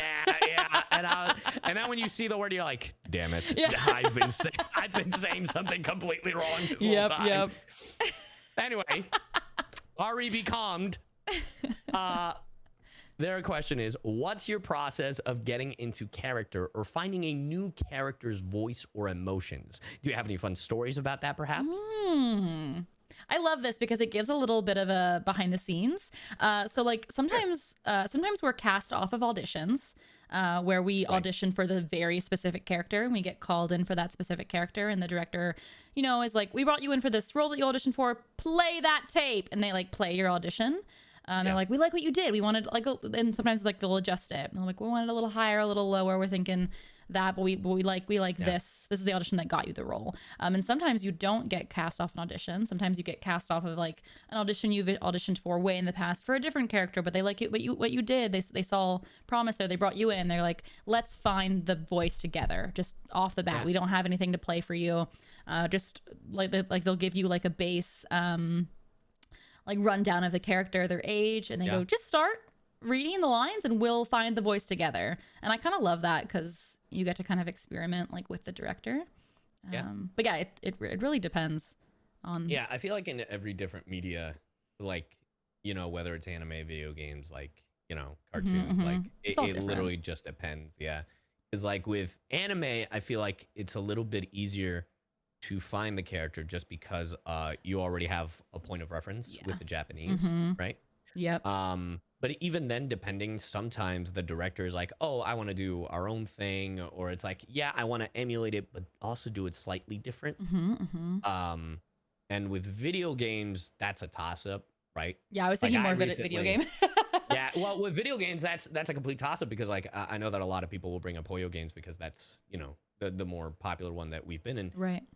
They don't play us the original Chinese when we do these voices, and then we were trying to figure it out because when I auditioned for Jing Yuan, my very first audition, he was not as low. I've told this story where it's like Jing Yuan is just right here. This was Jing Yuan originally. It was just more my normal voice, and then they were like, yeah, but make him like this. And then when eventually we recorded, they were like, actually, could you go lower? And then it went from there, and I didn't know that until we got in the booth. The same thing happened with me at Jinglio. I auditioned with my normal voice, and they wanted her more tortured and dying. So we messed with her voice. Yeah, the very first session we went back and forth a ton trying to nail her voice down. Yeah, that's crazy. The same thing happened. Yeah. That's so sick. But yeah, it's really fun to be able to experiment because we had no. I didn't hear Jinglio's voice until the trailer dropped. That's awesome. Crazy. Yeah, it's something interesting with like Hoyo games. I think they have an idea of what they want it to sound similar, but they don't want it to sound one-to-one. Right. It's almost like the intention. I don't know how accurate that is, but that's kind of the vibe I get whenever we go in for these projects. That's the vibe I get too. I feel like they want us to have our own performance.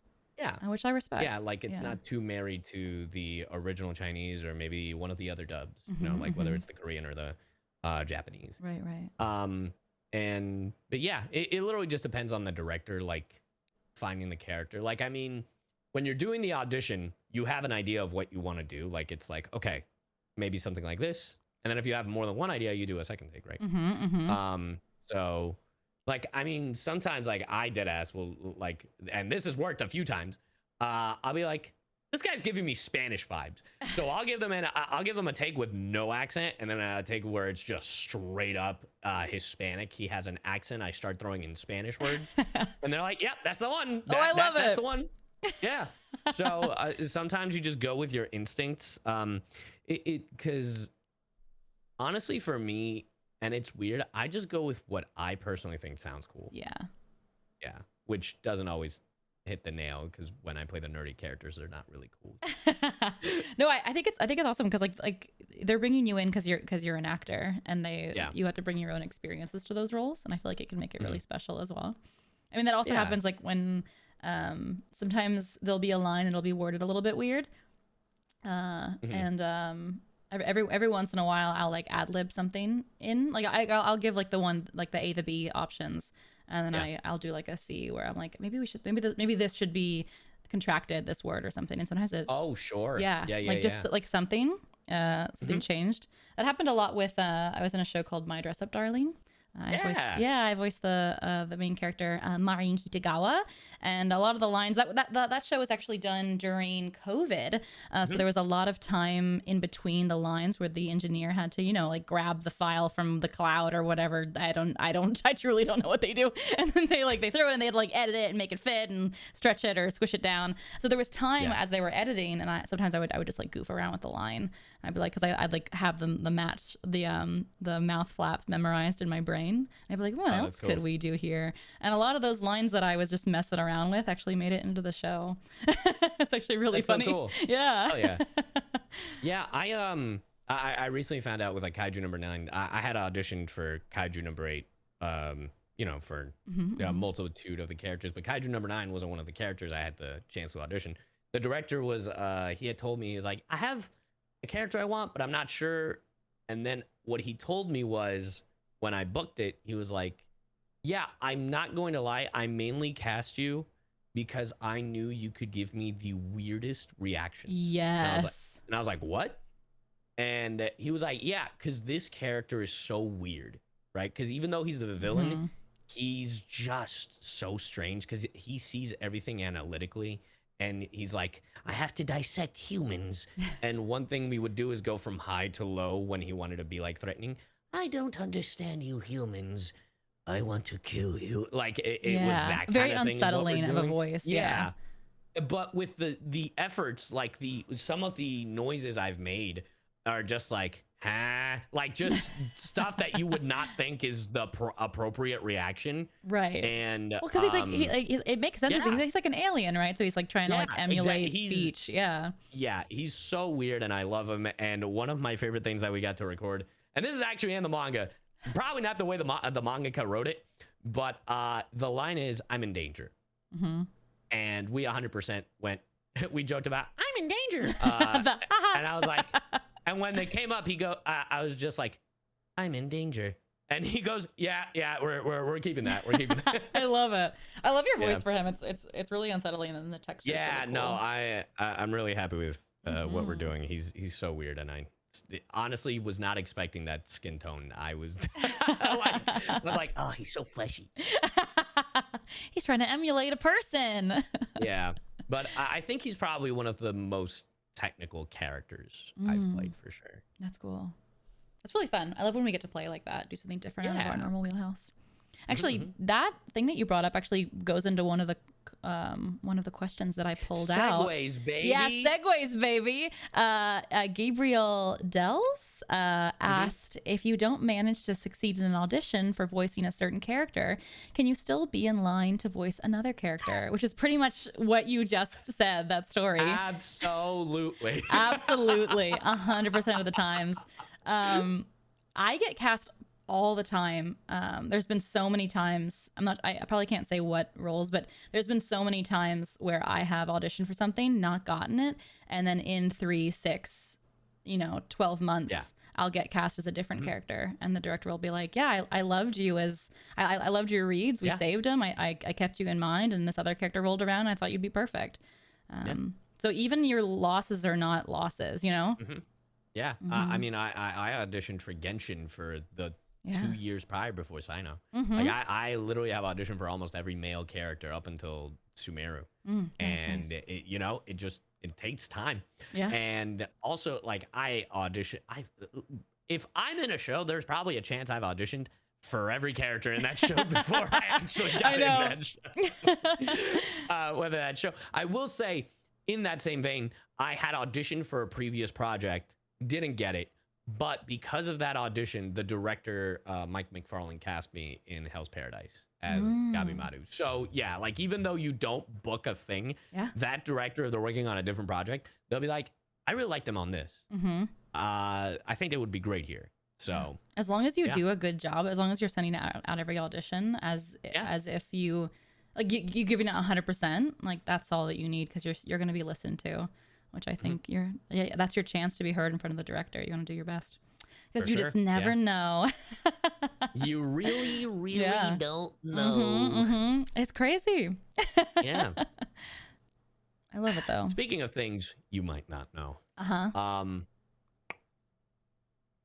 Have you ever recorded a line and you go, I can't believe I said that. That's a question by Cernak. Oh man. Like a It could be I'm assuming they're referring to a line where it's like, oh my god, I can't believe I said that. Yeah. I 100% have one in my brain right now. I have one too. It's one that fans will bring me things to sign, and I go, Is it Chiego? You regret saying it. I knew it. No, I mean, baby. but that is the one. I was thinking in like an actual show, but the Chiego thing does happen. I've signed so many Shigo booties. I don't know. There's one artist. I'm not sure the artist's name, but they must go to every single con I go to, because I've signed this character's butt so many times on this print. Yeah, Shigo's butt. It's like a print with her from behind, like, looking over her shoulder, and she's like just in like a onesie, but like her cheeks are just out, and I sign her booty every time. I've had my handler go like, do you voice her? No, I didn't know. She raised me. I didn't voice her. I really hope you do a con one day with the voice of Shigo. That'd be amazing. I will be making a TikTok asking her to say Shiego.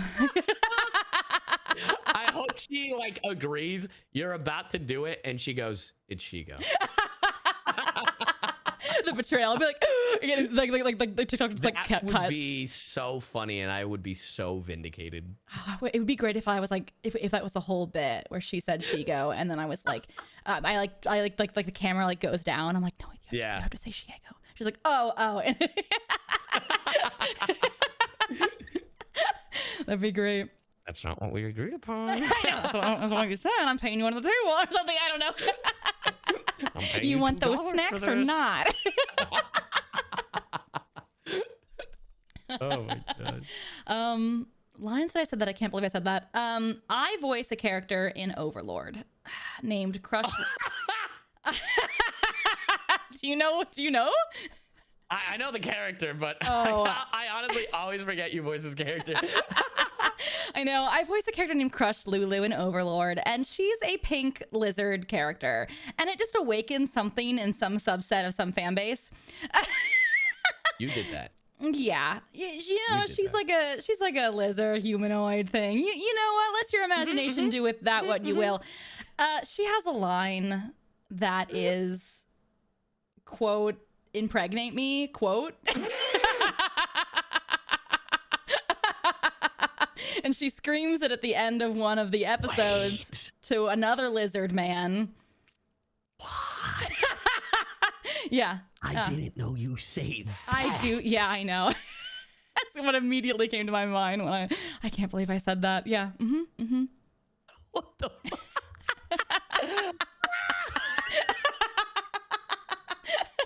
I know. How this has not reached the VTuber community is beyond me. I was so mortified when I first recorded it, because I was like, "There's no way we're not changing it." Because I watched the sub first. I was like, "We're not changing it. We're gonna just say it." But now I think it's heckin' hysterical. I hope you know this is gonna get clipped, and I know it's gonna be put up on Twitter. I know. Really hope. I know. I really want you to know. I know. I have her little face engraved into my mind. Her little mouth opened. Her little fangs. Okay, so I saw someone in the chat bring this up, and they think the one line I regret, or I can't believe I said, was from Namika, by the way. In Namika, I don't regret saying this line. I actually encouraged it because I thought it was fucking hilarious. In Namika, my character in season 2 goes, "Quit pulling on my hair until we both agree on a safe word." I do not regret saying those words. That is some of the funniest shit to this day that I have said in an anime. That's so great. I actually love that. Dude, it's hilarious because I'm just yelling it like a banshee.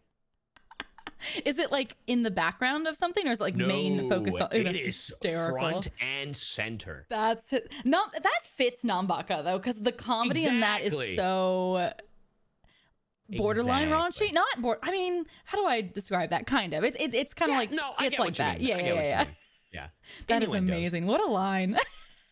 Now the line I actually can't believe I've said. So I voice in a show called The Irregular at Magic High School. I thought you were gonna say the Master Stroke. No, I don't regret that. The internet ruined that for me. No, I voice in a show called The Irregular at Magic High School. Okay. I voice Tatsuya Shiba. He's the main boy. Now, this is from the spin-off show. The very first episode of the spin-off show, which is just season 1 again from the perspective of his sister. Here's the thing, by the way. I think I'm in that. Maybe probably. Maybe. It's like the honorary student or whatever. By the way, this show, I want to say right now, I do not condone the relationship that Miyuki wants with Tatsuya. Fuck all that. It's weird. I'm not okay with it.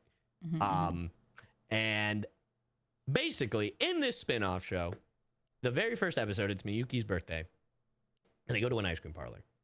And in the ice cream parlor, everybody around them thinks they're on a date. And Tatsuya is going to correct them. And she goes, please don't. And he's like, okay, I guess. That's not the line. The line is right after. Because she spilled some ice cream on her face. Oh, no. And oh, no. I said, Miyuki, you have a little cream on your mouth. Oh, no. And when I said that, when I read that, I looked at my director and was like, surely we're this is gonna a joke. change that. My director just looked at me and it's like, you have to say it, Alejandro. You have to say it. You have to say it, Alejandro. And I was like, please. And he's like, say the line. And I'm like, you have a little cream on your mouth, man. And then he's like, thank you, moving on. And I'm like, oh. I will say yours is way worse. No, I feel like they're pretty even. I agree, but you had to shout yours. That's fair. But at least the context of like my character's relation, like at least the context is. This was about eating ice cream. That's fair. I know. Yeah. Yours is just factually worse. That's fair. Mine's even worse because after that, there's like a little musical section and they're totally, the two lizards are totally banging on screen. By the way, I want to let it be known my friend, editor, and mod found the clip. Oh no. It's something. I won't watch it on the podcast. Yeah. I mean, she's a chunky lizard. I love her for it. Good for her. Good for her. What a queen. What a queen. Oh. Dear Christ. That was one of my very first roles too. Oh, really? Yeah. Mm-hmm. That was like, what year was that? That was, oh man. That was one of my very first roles at Funny. At Funny, yeah. Yeah. Let me see. If it was that was season 2, so that had to be past 2016. That was 2018. Yeah. Yeah, because I moved there in 2017. So yeah, it was right around there. Yeah, crazy times. And I was like, oh no. But I'll never forget the director coming, like, because I at that studio, you wait in a little lobby, and then like the director will come get you. And the director was like, just sat there, crossed his arms, and went, "Have you seen the episode?" And I go, "Yeah." He's like, "All right, let's do get this. In there. Let's do this." I'll just never forget. I will say, to let you know, there was a show. I can't talk too much about it, but there was a show I worked on. It got canceled, but it was possibly the raunchiest shit I've ever worked on in my life. Oh my it was God. porn. It was porn. And You might know. We can't say what it is. We can't. It Yeah. canceled. Technically, we legally cannot say what it is. But just letting you know, even though you said that, I probably have said worse. Anyway, that's all I'll say on the matter. So good. Yeah. Anyway, next question. Go on. Next question. Go ahead. anyways, what a great question though. I've never answered that That's a good before. question. So. Good question. Good question. Oh, okay. Here's one. This is from, oh my God, Jing Yuen, call me. Oh, how appropriate. I won't, but go on. Are there any Jing you in, so maybe you still have hope. I know. I love it. I can't believe that wasn't taken. Also surprised. Are there any choices you made early in your career that you wouldn't advise others to make when starting out? Whether that's management, reps, socials, or other. There's so many things that fall into this. My main thing, and I feel like a lot of people misconstrue when I say this, my main thing I would tell myself is don't be too overly familiar. And by that, I mean, because I've said too overly friendly and people misconstrue that as like, oh, don't be nice to people. No, be nice to people. But being over familiar is different. Over familiar is like, you don't know a person, but you act like you're best friends. And I had that issue because I really enjoyed working at Funimation. And I feel like I've told this story at panels, but not on stream. One of my close friends now, Tia Ballard, she was one of the first directors I worked with at Funimation. And that show was Kiss Him Not Me. When I auditioned for the show, she had me read for like 2 characters. One of them was the one I ended up booking, but the other one, she was trying to explain how she wanted the voice. And she was like, do you know Scourge? And I was like, oh, from Sonic the Hedgehog? And she like lost it and was like, wait, you actually know my reference? Yes, that's exactly it. And in my brain, I went, oh, great. We've made a connection. We're friends, right? And I know this now about Tia, and you know me. I'm very sarcastic. I'm very sassy. Yeah. Right? Tia cannot read sarcasm. Ah. I didn't know that at the time. So I would be making a lot of sarcastic jokes in the booth because that's just how I cope, right? When I'm nervous. And apparently, I didn't know this until years later, like a full like 2 years later.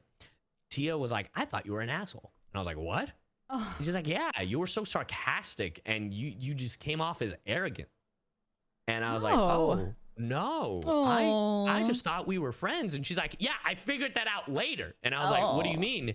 She's like, because I jabbed back and you laughed it off. And I was like, oh, well, yeah, of course. Like, absolutely. And yeah, like that was the thing. And it was like, it wasn't only with Tia. Tia actually had to vouch for me with like other people because I was very similar to other directors. And I was like, oh, so yeah. Right. If you're starting out in this industry, it's okay to be friendly. It's okay to make friends. Just don't be too overfamiliar. There is a threshold of like where you should like your comfortability level, right? You should like be like, okay, what is my like social link? Still with, like, stay professional. Yeah. Yeah. Like you can be friendly and you can like let down your guard, but you have to remember that you are still a professional. And that is what the advice I would give myself, that I would like, hey, don't get too comfortable. Yeah, you got to remain like or maintain a like perfect balance. Yeah. Of both. I got really lucky, I will say. So. Oh man, I feel like I haven't had an experience like that because I was very awkward in the beginning, and I just like I had it in my head that I had to be really professional, and so so I kind of just went in and did my job and then left in the beginning. I never fell into that. But now I know actors and I'm more playful because I've worked with them many times and we joke around and stuff. So it's different after that. But yeah. But choices, let's see, advise others when they're starting out. I made a demo way too early.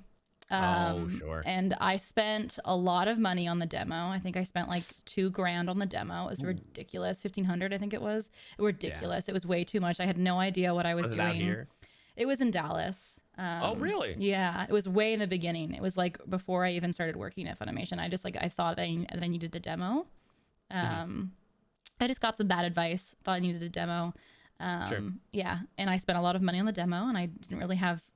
I didn't really understand kind of what characters I was even good at, and so we kind of just like threw together a demo, and it was fine. I got work off of it, but I wasted a lot of money, and I very quickly found out after a couple of jobs that demo did not accurately represent the voices I can do. Yeah, and the voices that I'm comfortable doing, and the voices that I was getting cast as. And I was like, shit, I gotta redo it, and I spent $2,000 on this demo. Yeah. That is like one of the biggest misconceptions, right? Like Yes. with when you're starting out in voiceover is like, oh, you need to have a voice demo right away. And I was like, no, not right away. Yeah, no. And yeah, this is not the demo that I'm using currently. I've made like 5 or 6 demos since then. This is the very, very first demo that I made like early in my career, like 2015, like so early. We're constantly evolving and Yes. getting better as time goes on, you know, like that just makes sense. I think I make a new demo every couple of years now because it's just every my couple of voice is years, I think, is a changing. good way. Yeah. Exactly. That too. Like if your voice changes, like, yeah, you should get a new Yeah, voice my demo. voice has gotten so much lower. I can just do so much more, and I'm more comfortable. I mean, I think you should base your demo off the characters that you're getting cast as. I feel like that should be, because what I've learned like over the years is like the first 3 spots are probably the most important spots, right? Usually start with your normal voice. That's the usual, whether that's in your slate or whether that's just your actual voice.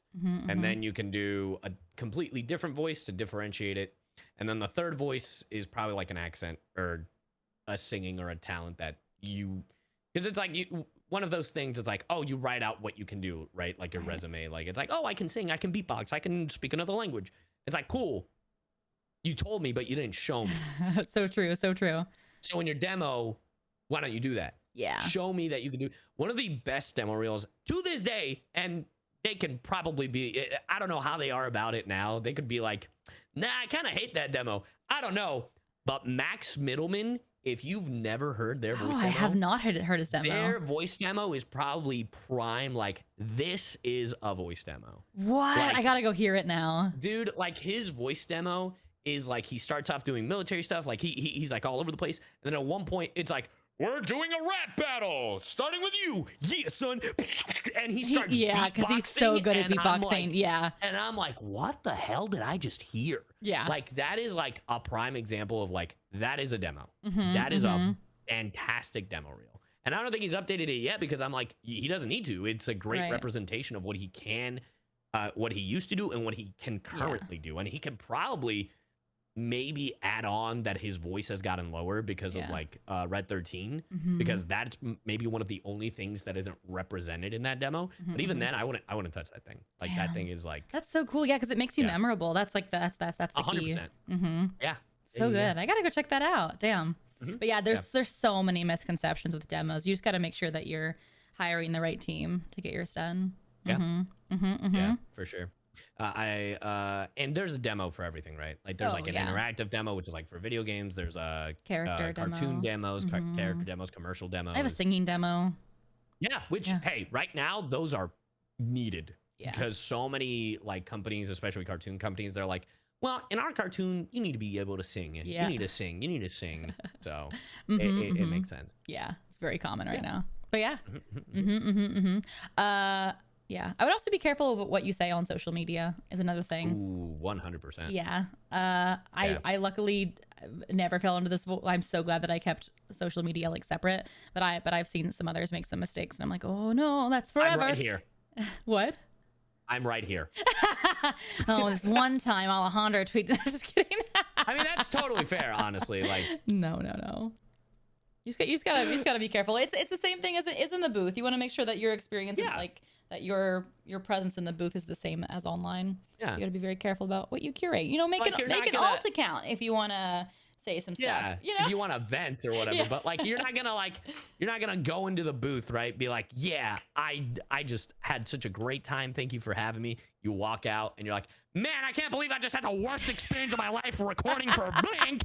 Like, I know. You got to remember that clients see everything. Yeah. They do. Because like they really, I really mean, do. we've talked about this, but like, so me and Sayu upload a bunch of TikToks. I've had so many directors bring up my TikToks in the middle of sessions, and I'm like, oh my god, oh no, they see. I have to tell you. Yeah. I have to tell you, it's gotten worse. Oh yeah. Dude, I was working. So normally, like I've gotten that like from directors or like people who work at the studio, right? That's one thing. Because it's like, I've had it where I went to PCB while I was recording for Persona, and Haven, a lovely, lovely person. They were like, I really liked your smash and pass. And I was like, oh, of course. Okay, God. But recently, I've worked with, I'm not going to say the client, but I've worked with his game company on multiple occasions. And 2 different ones have told me, it's like, oh, thank you so much for your work. Also love your Sayu stuff. I was like, what? This was not Hoyo. This was like a company that I haven't worked with in a bit, and the client was on the line, and I was like, what? Yep. What did you say? Yep. Yep. And I was like, yeah, your Sayu stuff's hilarious. I see it all over my shorts. I was like, oh my God. I know. It's horrifying because you're standing there like the little like emoji man, like, you know, like and you have the headphones on. You're like, oh my God. Yeah. It's crazy. It really is getting out there, and it's actually quite shocking to me. Like, it's gotten to the point where I think in this industry, like I even recorded something at Bang Zoom, and the client was like, it was like part Japan and like part American. Like there were like 2 divisions, and both of them knew. Damn. And I'm like, what? Like, at first, I thought they only knew about Persona. They're like, oh, I'm a big fan of your Akihiko. And I was like, oh, well, thank you. And yeah, your Sayu clips are hilarious. And I was like, wait, what? Whoa. The whiplash. What are we talking about? I love it. Yeah, it's getting crazy. So I'm just like, I swear to God, if I go into a Warner Brothers or something one day and I just hear them talk about, yeah, that Shiego bit goes crazy, I'm gonna lose it, bro. I would lose my goddamn mind. There have been situations where I'm like, there's no way this is happening right now. Like, there's no way the worlds are colliding to this point. I feel like sometimes I feel like a dinosaur where like when the meteor strikes, like I'm just standing there watching this meteor come down. I'm like, oh my God. I'm like flat, like my life of content is flashing before my eyes. Like all the TikToks I've ever made. I'm like, which ones have they seen? What have I talked about? I'm just like, I hope it wasn't the Bracken one. Yeah, literally me thirsting with a Bracken or like saying Shiego, or I just posted a TikTok of me like playing Lara Croft and like her booty comes into frame and I'm like, I'm no better than a man. Like, I'm like, which TikToks have they seen? I'm no better than a man.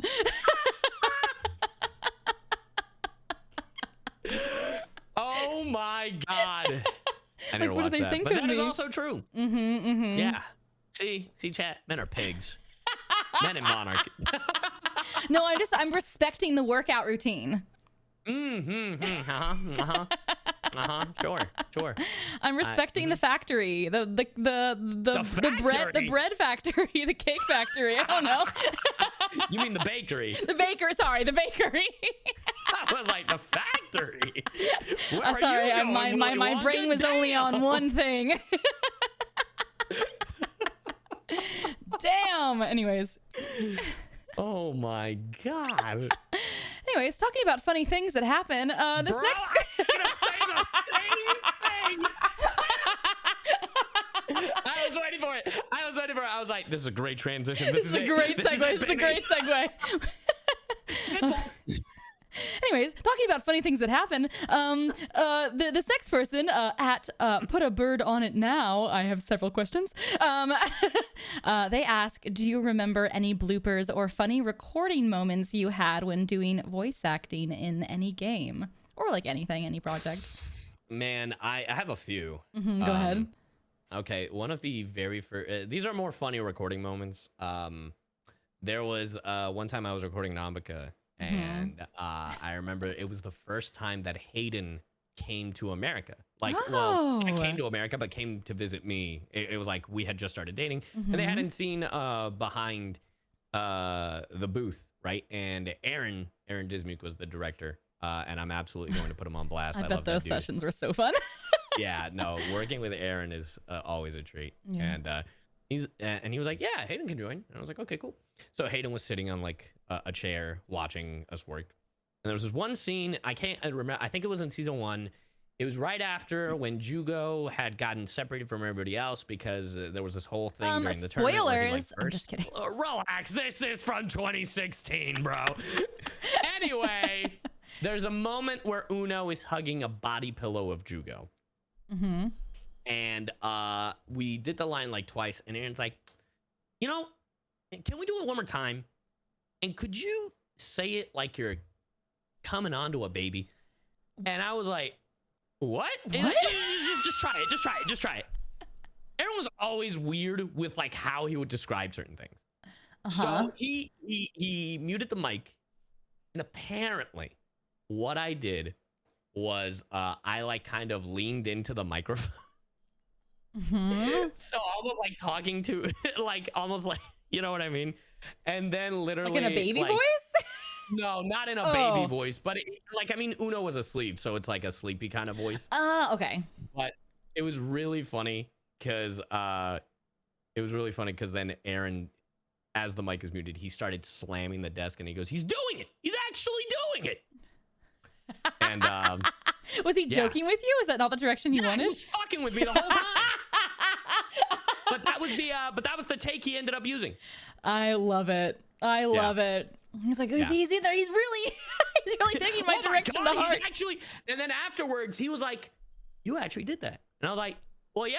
You asked me, and I was like, "You're the director," and he's like, "Oh, so I have power," and I was like, "You fucking asshole." Oh my god, I love it.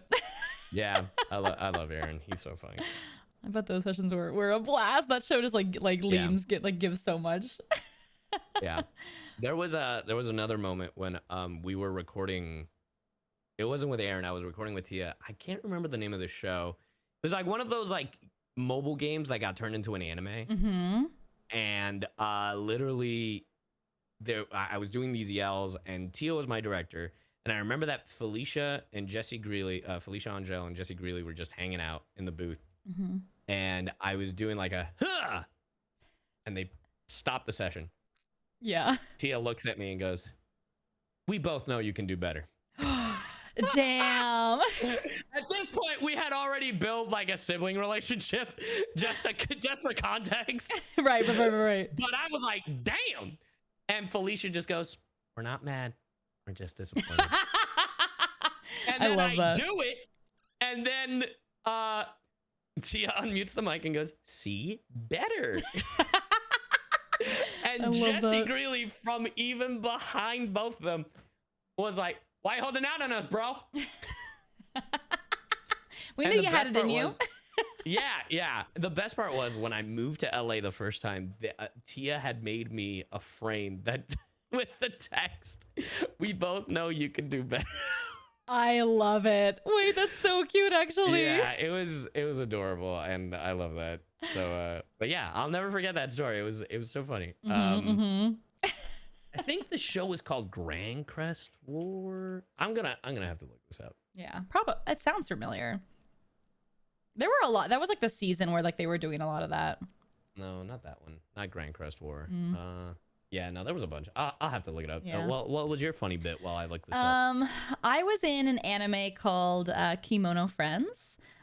Which Sound Cadence did, and I loved that whole team. Like we were friends, so we were always joking around like in those booths and just having fun. So it was a very like fun, silly atmosphere. And they were recording outtakes. We knew we were going to like have outtakes throughout the entire show. So like they were just like saving outtakes here and there from episodes. And actually, you can go on to YouTube and like watch the Kimono Friends outtakes. But I voiced one of the singing penguins, Princess. And I actually, Princess. I went in for the last episode last, and I believe it was Howard or it was Marissa played they're like, well, here's what we have so far, the outtakes, and it was the other penguins all dogpiling on me. It was Megan Shipman and Kaylee Mills and Dawn Bennett. Oh my gosh. going like being like, well, she has 1 million subscribers, like just this like the most hysterical things like as the outtakes. Like I couldn't even do my lines correctly because like Clout. I would just laugh. And it was so much fun because I was just last, so I just got to hear everybody before me. But it was the most hysterical thing because I had no idea they did it. Like nobody ratted on anybody about it. Like I got to hear it all. Originally, it was so much fun. But there's clout. there's another part in that show where my character goes, and our next song is, and then I would say the name of the song. I don't even remember the name of the song because there's so many outtakes of me going, and our next song is All the Single Ladies. And our next song is Despacito. Like, and I would not say the line. There's like 20 versions of me saying other songs. That blooper reel is just you saying It's all just that me. stuff. Our next song is Drop It Low. Like, I don't Drop know. it like it's hot. One of my favorites. I mean, you can still go watch the outtakes now on YouTube, I'm pretty sure. Gosh. Oh, good times. I wish they still did outtakes. It makes me so sad. Yeah. Well, that was because they slipped. Like one outtake accidentally slipped into the official dub. Oh. So oh no. they were like, we They're can like, never let that's that it. It's happen all again. over. We can't have nice things. Yeah, it was Yeah. bad. Also, the show I was talking about was called Chain Chronicle, The Light of Essetas. But yeah, it was Chain Gesundheit. Chronicle. Yeah, literally. I think the main bloopers I remember doing were on shows that I was usually the one show I did it with Howard. Like we were each other's love interests, and we were just flirting with each other in real life. Like that, like those are the outtakes. The outtakes were one of the outtakes was yeah, I pulled up a picture of Howard, so I'm saying these words to Howard and not to the character. I love it. Like, I love was it. Stupid crap like that. Oh my Oh, god. too funny. Great times. Man. Great times. Yeah. Good times. Voiceover. We love VO. We have so much Yeah. fun now. It's great. I love it here. I just love when I Alright. get cast in something and it's like, oh, and your director will be, and I'm like, I love them. They're my best friend. Like yes, like it's gonna be so and so. Like hell yeah, we're gonna have fun. Like I just know it's Yeah. gonna be a blast. Yeah. You're like, my bestie! Yeah, I get so excited when it's Yeah. Amber all the time. I'm like yes. Yes. Yes. Anyways, I love it. Okay, there's one more question here that I've Yep, pulled. our last question. Yeah, do you want to read it? I think I read the last one. By Goofy or Brute at GoobyPlease89. How often do you two consume the media you're in? And what's your first reaction hearing yourself in said media? Oh, interesting. I actually hate hearing myself. What? Really? I hate it. I actually recently, like yesterday, played for the very first time Jingliu's Story Quest in Honkai. I hate you, by the way. I mean, congrats. I know. Thank you. Thank you. Fucking, I mean, I know. Cowgirls make do and all that. it's fine. Everything's fine. For those of you guys listening, Sayu's mad because I pulled Boot Hill. I'm not mad. I'm so happy He's for frustrated and yeah. I am frustrated because you spent not a dime. Not a dime. While I spent $500 getting him once and his light cone once. What's but even I'm funnier? so happy for you. Congrats. That's awesome. Lost 50-50 and then immediately after 2 Boot Hills. Anyways, yeah, I recently played Jingliu's Story and I was like, oh my god, I can't listen to myself. Damn. And well, I like not. I mean, I think it's like when I'm on stream listening to myself because there's like a reaction, like chat's watching me listen to myself, and I feel like it's embarrassing. Sure. Like almost like you're getting secondhand embarrassment, but it's yourself. It's like when you're out to dinner with friends and your mom is like, "You have to watch this video of Amanda in the play." Like, I'm so proud of my baby girl. I'm like, but "I you're the don't one know, subjecting please." yourself to the thing. Yeah. I'm like, oh no, Yeah, what do you're I? like, Yeah, it's like, I don't know if I want to show this. yeah. I'm like, I don't know, Please, like I don't know what to say or Okay. react or yeah. I got you. I think it is cool to rewatch later and see how this thing came together, because sometimes, like, especially for anime, sometimes we are the first ones to record. So misconception, people sometimes think that anime is recorded with all the actors together in a booth. No, we record one by one. So someone already always has to be the first one. And I've been the first one a bunch of times, so I don't get to hear anybody else's performance, but sometimes I'll watch the clips back later and be like, oh, it's cool to see the scene all come together, and that's how they reacted to my line and stuff. That is usually 99% of the time how it's done. However, there has been a literal single time What? I have done anime with the other person in the room with me. What? Yeah, and it was with Damon Mills. We were recording Hitori Jime My Hero, which was a boy love show. And David Wald was our director. And David Wald, for these like very romantic scenes, really wanted us to have that like intimate energy in the booth. Yeah. Actually, yeah, there was one time. Actually, there was one project. I can't say the title. There was one project where I did voice with someone else on the other end of. They were like we were. What both was on it? Anime? It was an anime. Yeah, it was. Wow. But we were both on like the call together because it was remote. During COVID? Yeah, during COVID, we were both on the call. Yeah. Interesting. Gotcha. Yeah, hell yeah. But yeah, that's the only instance in my life that I have ever done that, and honestly, I haven't heard it other than that. Yeah. Damn. So. It was not Overlord again. Someone said. Oh my god.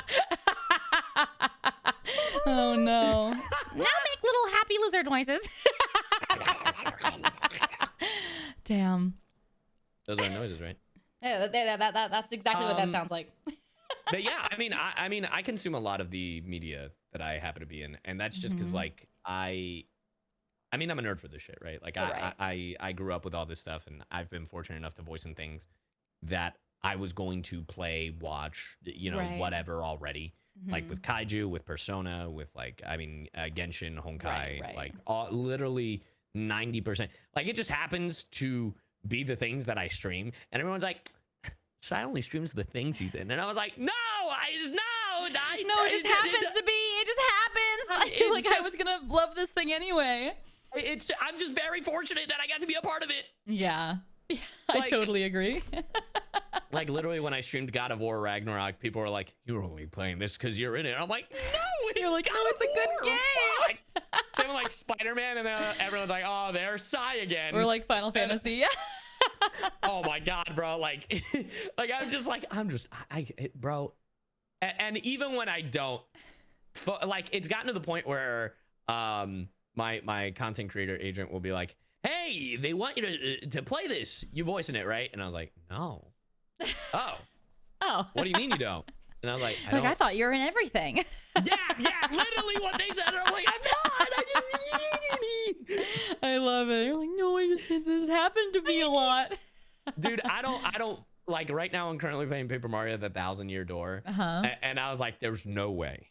There's no one thinks I voice in this game, but I'm just like, this game has no voices. There's just literally no way anyone would think I'm just playing this. You made all the paper noises. Yeah, I am actually trying to do as many of the voices as I can. Oh, that's cute. I love that. Yeah, like a little storybook.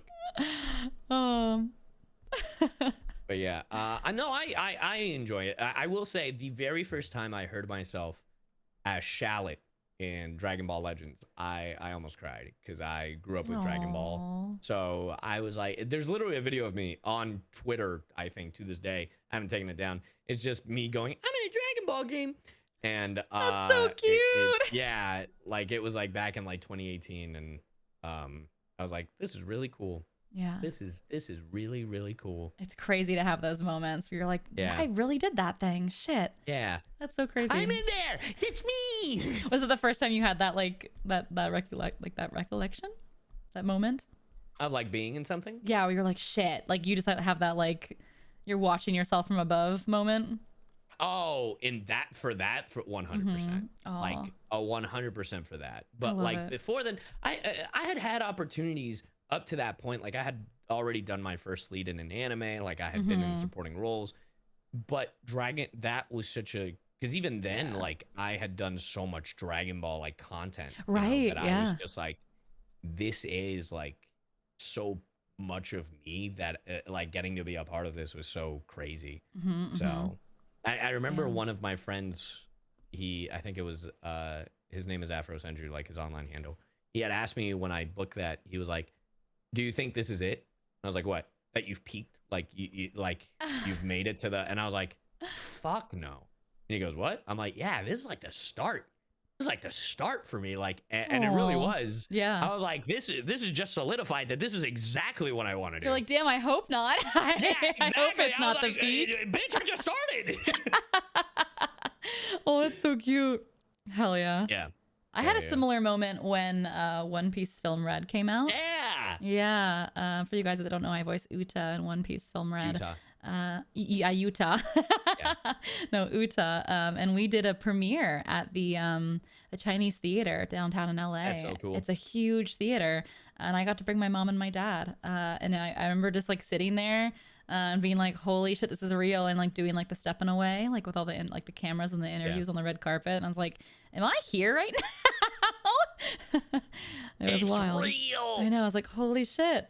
I know, my mom was sitting next to me and she goes, "Which one's you?" And I got to point and go, "That one, talking right now." I'm that one. I'm that one, Mom. God, that's so cool. It was really cool. Yeah. Crazy. Oh yeah. Yeah. So did you hate hearing yourself as Uta then? I actually really liked that. It was kind of fun because the whole cast was there together. So I think we were all kind of in the same spot together. We were all in that row together. So we were kind of all listening to ourselves at once. And it's not like there was a camera on me watching my reactions. It was like a dark theater, and you know, the fans are in the back like cheering. And so it was yeah, it was more of like a we're all in this together kind of moment. Yeah. All in this yeah. together. It was cute. Actually, that premiere was really funny because they started the episode. I mean, they started the movie, and it was all in Japanese. And the entire cast, we all looked at each other like, we're here for the premiere, right? And I think it got like 15 minutes in, and then it shut off, and then it started back up, and it was the English. I didn't know that. I know. I was cackling in my seat because I was just like imagining someone in the back like pulling their hair out, like screaming orders, like running around, being like, "It's in the wrong language, roll it back." That's actually hysterical. crazy. I know. The SCUFF follows me. What can I say? Bro, that's so fucking wild. I know. Everyone that was there was like, "Huh?" I just remember the "huh." God. Gosh. So good. Good times. Well, did we miss anything? I feel like we covered all the bases. Everything. Yeah. I think we've covered everything voice. We've answered every single voice act. That's not true. You'll never come to me again at a convention and ask a voice acting question because we've answered it all here. Monarch, what's your favorite voice to do? No, that's like kind of the beauty about voice acting, though, and that it is ever changing. The sound for voice acting is ever changing, which is like why I recommend taking so many classes. Like I know me and you are still like we still take classes like all the time. I literally signed up for a class like in like a week or two. Yeah, hell yeah. I know. The sound is constantly changing. We're constantly learning, constantly evolving. There's always new things. So yeah. You're never done learning, so just keep at it. You're never done learning. Also, never don't spend, if you're just starting out, don't spend thousands of dollars on a microphone. Literally, your space is more important than your microphone. Yeah. But even then, don't use a Rock Band mic. Even, trust me, I started off with a Rock Band mic. Don't start with a Rock Band mic. Yeah. Also, your mic is only as good as your space. Your interface as well. Yeah, that too. That too. But the space as well. Space makes so much difference. It's kind of like lighting with a camera. Like you can have an amazing camera, but if you're in shit lighting, it's gonna look like shit. If you have a couple of $100, by the way, there's a microphone called the Mic Parts S87, and it is supposed to sound like the Neumann U87, which is like a $3,000 microphone, and it's usually the industry standard. So, you know, if you got $600, you can sound like you're a $3,000. You need an interface with that though, don't you? Yeah, 100%. Yeah. I always recommend the AT 2020, the Audio Technica 2020. Oh yeah, great mic. Because I think it's like a $60 mic, and that's actually the mic that I started off on. Any of my covers from before 2015 were actually using that mic. After that mic, I got a Neumann, but Yeah. I was using that mic for everything before then. A great mic. You need an interface for it, but get like a Scarlett or something. Spend like maybe Scarlett 200, $300. Yeah. Total on all the Scarlett wires Solo and with shit. a USB-C. Yeah, Yep. the new Scarlett Solos are so much better, by the way, in comparison to how they used to be. Yeah. And last thing before I forget, age does not matter. Oh, I saw so many questions about that. It does not matter at all. Age does not matter. It doesn't matter how young, how old you are. If you're young, at worst, you're gonna have to get your parents' permission for like industry stuff. But like, if you're older, it doesn't matter. There's literally a space for anyone. That type of voice is vocal needed. range. Yeah. Yeah. Like literally everywhere. And people are constantly aging out of voices. So, you know, doesn't matter when you start, baby. Doesn't matter when you start. Just if you are younger and you are out there on the internet, just be careful. Just be careful about giving out your information. That's pretty much it. That's my one advice. 100%, 100%. But yeah, good luck out there. Don't let anybody tell you no. Just keep trucking along. Yeah, and before we wrap this up, this episode of the podcast, the very first Scuff and Stuff episode, is sponsored by our cover of Hell's Greatest Dad. Hey! Go check it out now. Hell yeah, available everywhere you listen to music. Spotify, iTunes, YouTube. Just type in Hell's Greatest Dad tech support or Hell's Greatest Dad Amelie or Sayu, and it'll pop up and generate. Yeah. Yeah, so if you didn't know, we did one. And there's also another cover we did for Stayed Gone. Yeah, they're two parts, the same. Same song, two parts. Not the same song, but like. Yeah. From the same show, we're doing the same parts. Yeah.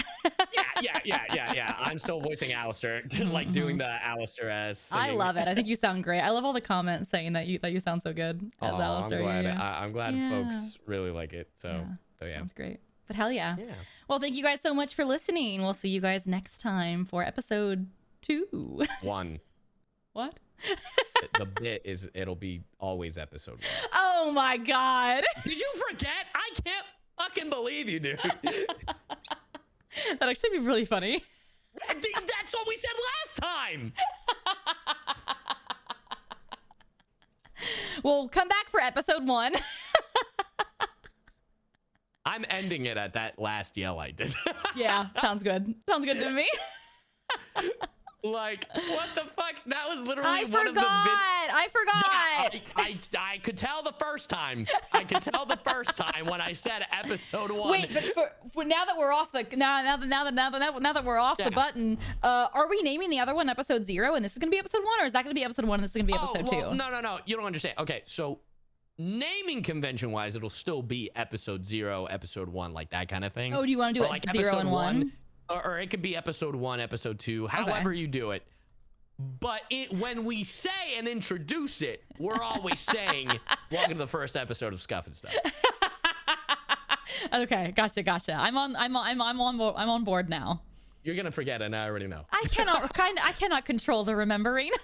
I 100% believe we're gonna have this exact same conversation next whenever, whether it be in 2 weeks, in a month, whenever. No, I've got it now. I'll believe it when I hear it. Oh, fish brain. Man. Yeah. It was fun though. Yeah. I know it's one of those things. Oh no, go ahead. No. Go ahead. I was just gonna say, I know it's one of those things we've talked about, and I'm sure people in chat have been wondering, like, it's like, oh, have you thought about making it like audio? Like we've talked about it. Like, you're of the mindset of having it only on stream, right? I think it'd be okay. This is my ideology. I think it would be nice to upload them all, but podcast you have to have it's not like you have to go through a separate website, and it's a subscription based, and like they're like $20-$30 a month.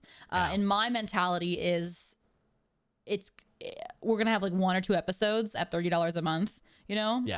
I think so. Are you saying like the more episodes we have, I personally would recommend until we have like at least a couple, like 3 or 4, and then we drop it all at once, and then people will have. I just wanted to talk about it in case in case folks were like, people are wondering. You guys said it would be on Apple. I know. I just worry that because like it's like it is pay to play, like that's how podcasts are, and I just worry that if there comes a times where we don't want to keep the subscription going and we remove it and people lose all those. Where did my podcast go? Where did my podcast go? Yeah, that's fair. I know. Yeah. I would just be. I would hate to yoink it. You know. Yoink. Yoink. Sorry, were you listening to better that? By download them like now. someone's mid listen, and it's like the podcast you've been listening to is now gone. That would be hilarious. That would be a funny bit, by the way. That actually would be such a funny bit, like just being like, we interrupt this podcast to let you know that this podcast has been removed from Apple Music, Spotify, and all streaming platforms. Thank you for listening. Have you decided to check out audible.com using code SCUFF? Like, just to fuck with them completely. That'd be pretty great. Damn. Yeah, and then you know of it. Oh, it seems that your podcast is back. We Oopsie are now poopsie. resuming. Oopsie doopsie. Oopsie poopsie. Your Honor, I apologize for the Sorry, the viewer. I'm inconvenience. just a fish. Oh, We will now retcon this by returning you to your regularly scheduled program. I know. I hate that it's subscription based. I think it's so stinky poo poo, but I get why it is. Yeah. They're hours and hours long podcasts. Yeah. So I'm sure I'm gonna research around a little bit more, Yeah. see if there is like better alternatives. Like Yeah. I'll see what can ours. Mm-hmm. But that might be our best bet, unfortunately. But yeah, no, because I enjoy doing the podcast, even though like it's I it's think been it's what fun. Yeah. I has it been a month or has it been 2 months? I think I know that's the other thing where I'm like, if we do one a month like this, we're gonna have 12 episodes a year. So what you're saying is we gotta do it more. We have to do it, like, I'm going to bi-weekly, tell you I right think. now, it's the last one we did was April 22nd. Oh shit! It's been shit.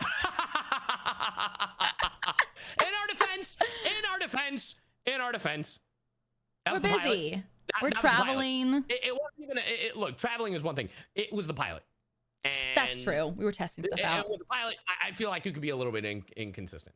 I say we do these bi-weekly. I feel like that because we're gonna be at cons and stuff. It's gonna be hard to do one every single week. Okay, if we do it bi-weekly, I'm already looking. I'm gonna be in the UK, Okay. so Excuse me. I think it would be better if we just do it next week Damn. because I have 2 cons back to back. Okay. Next See? Lord's Day. The next Lord's Day, I'm down to do the next Lord's Day. The next Lord's Day. Let's do it. Yeah, But we can do multiple episodes. That's We can do, like, true. 2. It doesn't have to be like on schedule. It can just be like whenever we can record them. Yeah, fuck it. I wonder what the next theme should be. Yeah, that'd be funny. So I saw someone say waffles or pancakes as a whole fucking episode. As a whole episode. I would love to do an episode where we like. Damn, can you imagine like reviewing food? Like we just order a bunch of, we just like review. Review food. We review about- different how about- waffles and how about- pancakes. Look, I'm down as that like reviewing food based off pictures. I can't eat everything. Right? Oh, that is because of kidney fair. I stones. know you're. So how about this? How about a little compromise? Uh-huh. How about folks submit like dishes, like not like them cooking it, but like as like, oh, what about this dish? Would you eat this? Would you eat this? We could do hot takes or Yeah. those kind of dishes. Yeah. We could do that. You know. Oh, I'm down for Yeah, that. we could do like an episode where like folks submit food and then be like, all right, would you eat it? How would you rate it? You know? Yeah. Like, okay. Hell yeah. On a scale from 1 to like just visually, would you eat it? Okay. you know? Okay. Yeah. Well, it might be hard to have a visual component for a podcast because people are going to listen to it audio only. So we'd have to describe the food. Literally, my fucking goddamn, my friend literally said it as you said it. It's like, Oh. wow, nice visual gag on a podcast. Great job, bet. Because we could do like hot take IDICT in text form, like, you know, like Sure, bananas with ketchup. that's Like fine. everyone can visualize that. But yeah, we can't do it photo based. yeah, But we could the do a little- different. Hey, look, listen, we could do a different stream, not Scuff and Stuff podcast, just a different stream where we do a hot takes one. That's totally fine. Yeah. Hey, maybe the fucking season finale or whatever we like, where the IRL podcast. Oh yeah. Damn, we should just like one con we go to. We should just record something. But We should do a Scuff and Stuff panel. panel. Oh, that'd be Yeah. good. And That'd be there good. we could have a full discussion about waffles or pancakes. Ooh, as I eat waffles and pancakes. Dude, you know what's a great waffle place in LA? What is? It's called And Waffles. Oh, Like the little okay. and sign. Uh-huh. I actually have no idea what the fuck you call that thing, by the An way. ampersand. A what? An ampersand. Ampersand? Uh-huh. Why is it called an ampersand? I don't know. I don't even know why I know that. Isn't it ampersand? Isn't it an ampersand? Yeah. I mean, that's what folks are saying. Amper. Oh, like with a P. ampersand. Sorry, it's an ampersand. Yeah. Okay, with a P. Ampersand. But like, I mean, yeah. I mean, you were close. I mean, I that's was better close. than me. I don't know how I knew that. I pulled that out of my ass. I like went on like beep boo boo bop. I was like ampersand. Beep, boo, boo, bop. I was like, Who Wants to Be a Millionaire? I was like, On Jeopardy, what is the name of that symbol I that know. also means and? ampersand. I'm sorry, what was that? And I know I'm like amber, and they're like, it's actually amper. I'm like, fuck. You would have gotten that fucking wrong if you. What is ampersand? They'd been like, bang, ooh, so close. so close. They're like, oh, sorry, what is ampersand? ampersand? Yeah. No, it's my list, please. No, please. God. Okay, I'll have to check that out though. I love waffles, but my ass becomes like twice its size if I eat waffles. I get so bloated if I eat waffles. Damn, like that? Yeah, I have to be like, yeah, any kind of carb. Like I like double in size. I think those are just carbs. Possibly, but for me, I feel so sick. I legitimately think those are just. I think carbs. I know. I think I'm slowly coming to the realization that I think I'm gluten intolerant. Because it makes me feel so sicky all day. So I have to find a day. If I want waffles, that I gotta take that day off. You think you think you have a problem with gluten? But I refuse to even get tested. I will not. You should talk to someone that actually is like gluten like whatever that is. Interesting. Like, no, I think I'd rather die. They're... I'd rather die than come to the realization that that's bad for me. Let me ask you a question. Have you had any more milk or lactose, like, any dairy recently? I haven't. I've only been having like oat and almond. I feel fine. Are you feeling better? Yeah. Okay. So do you think you're lactose Though I did go intolerant, to Salt and Straw. I did kind of fuck up there. I did not feel good after that. So the hypothesis is... If I am lactose intolerant and gluten intolerant, That is rough, buddy. Holy Your Honor, shit. I think I might want to meet Jesus. Oh my God. At that point, I'd be like, and I thought I had it fucking bad with my kidney stones. I think I'm Fuck. ready. I think I'm ready to meet God. Why go on? Oh my God. It's like, what's even the point? I know, yeah. Close the Golly. curtains, end the show. My friend said podcast idea. Won't say it. Oh, never mind. I'm not gonna say it. He said not to say it. So Yeah, It no, is a I good have idea, some though. theme ideas that we can definitely okay. yeah. I Okay, definitely okay. think we should do one about VTubing though. That's also been very popular. Fair enough. Yeah, that makes sense. Also, since we both have the same Papa, the rigger team. A what? No, I'm just kidding. Yeah, I know. Yeah. I have Sorry, I vortex. was sending a text to you immediately as you were saying. Oh, it, you're and good. I'm You're like, good. Oh, yeah. No, but I mean, yeah. That Oh makes yeah. sense. Yes. I love that. Same brain cell. Damn. Yeah. Literally, that was the idea that That's great. my friend gave. Oh. Yeah. No. Oh, man. Totally down. Yeah, because there's so much information about that. A food episode would be funny. A food episode would be great. I would totally agree. Just debating about what food is good or what is terrible. What's like? Oh, we should do a tier list stream. Oh God! Of all the food imaginable, we're Maybe gonna not be here of for foods. for Maybe not of years. foods. Maybe not of foods. I mean, we can do Oh. a tier list of like Yeah, something. I don't know. that's fair. That's fair. Tier list? A nice visual gag on a podcast. So true. Shit. We'll Man, we think of really are things. sharing this brain cell, bro. We'll think of things. God damn it. Oh man. Oh, that's really funny. Food smash or pass? What the fuck do you mean by that? Do you mean like you would like I'm gonna fuck that. I'm gonna fuck that food. Like, what are we talking about? Like, man, Fuck I would that stick food. my in that apple pie. Like, what are we talking Who's about? that Pokemon? Fuck that food. Fuck that food. The brand new game show. Anime That Watch would- or Pass? That's kind of cute. Anime what? Anime Watch or Pass. Okay, that's actually cool. I actually like that idea. Yeah. I know that we're done with the podcast. Yeah, Where the fuck is my Oron High School Host Club remake? You know, I ask myself several questions about remakes every day. You know what Michael fucking did to me? This fucking asshole. Michael Tatum fucking said, yes, 20 years ago it was now. And I'm like, you son of a bitch. You did not just let me know that Oron High School Host Club is 20 fucking years old. You bastard. 20. I mean, listen, I grew up watching Oron, Yeah, which same. I'll never tell Michael. Man, I don't give a fuck. He knows. He knows what I'm about. He knows what I'm about. Funny. Damn. Oron, Steins Gate, Black Butler. There's so many anime that I'm just like, where is it? Mermaid Melody, where's the remake? Where's DN Angel? Oh my god, DN Angel. Bro. God damn it. I love DN Angel. The manga's so fucking good. Did you know? So for the longest time, I didn't know the manga ended. Uh-huh. Then in 2015, I found out the manga ended. Uh-huh. Then a year or two ago, they came out with the actual ending. Uh-huh. And I'm like, wait, what? Which is it, man? And the actual ending from like a year or two ago is actually nice.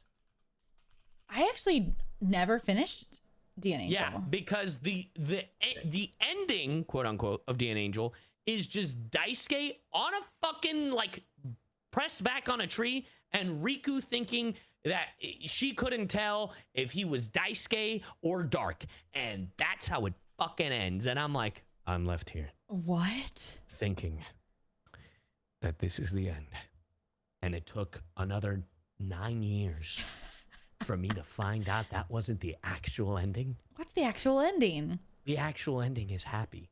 It's joyful. Aww.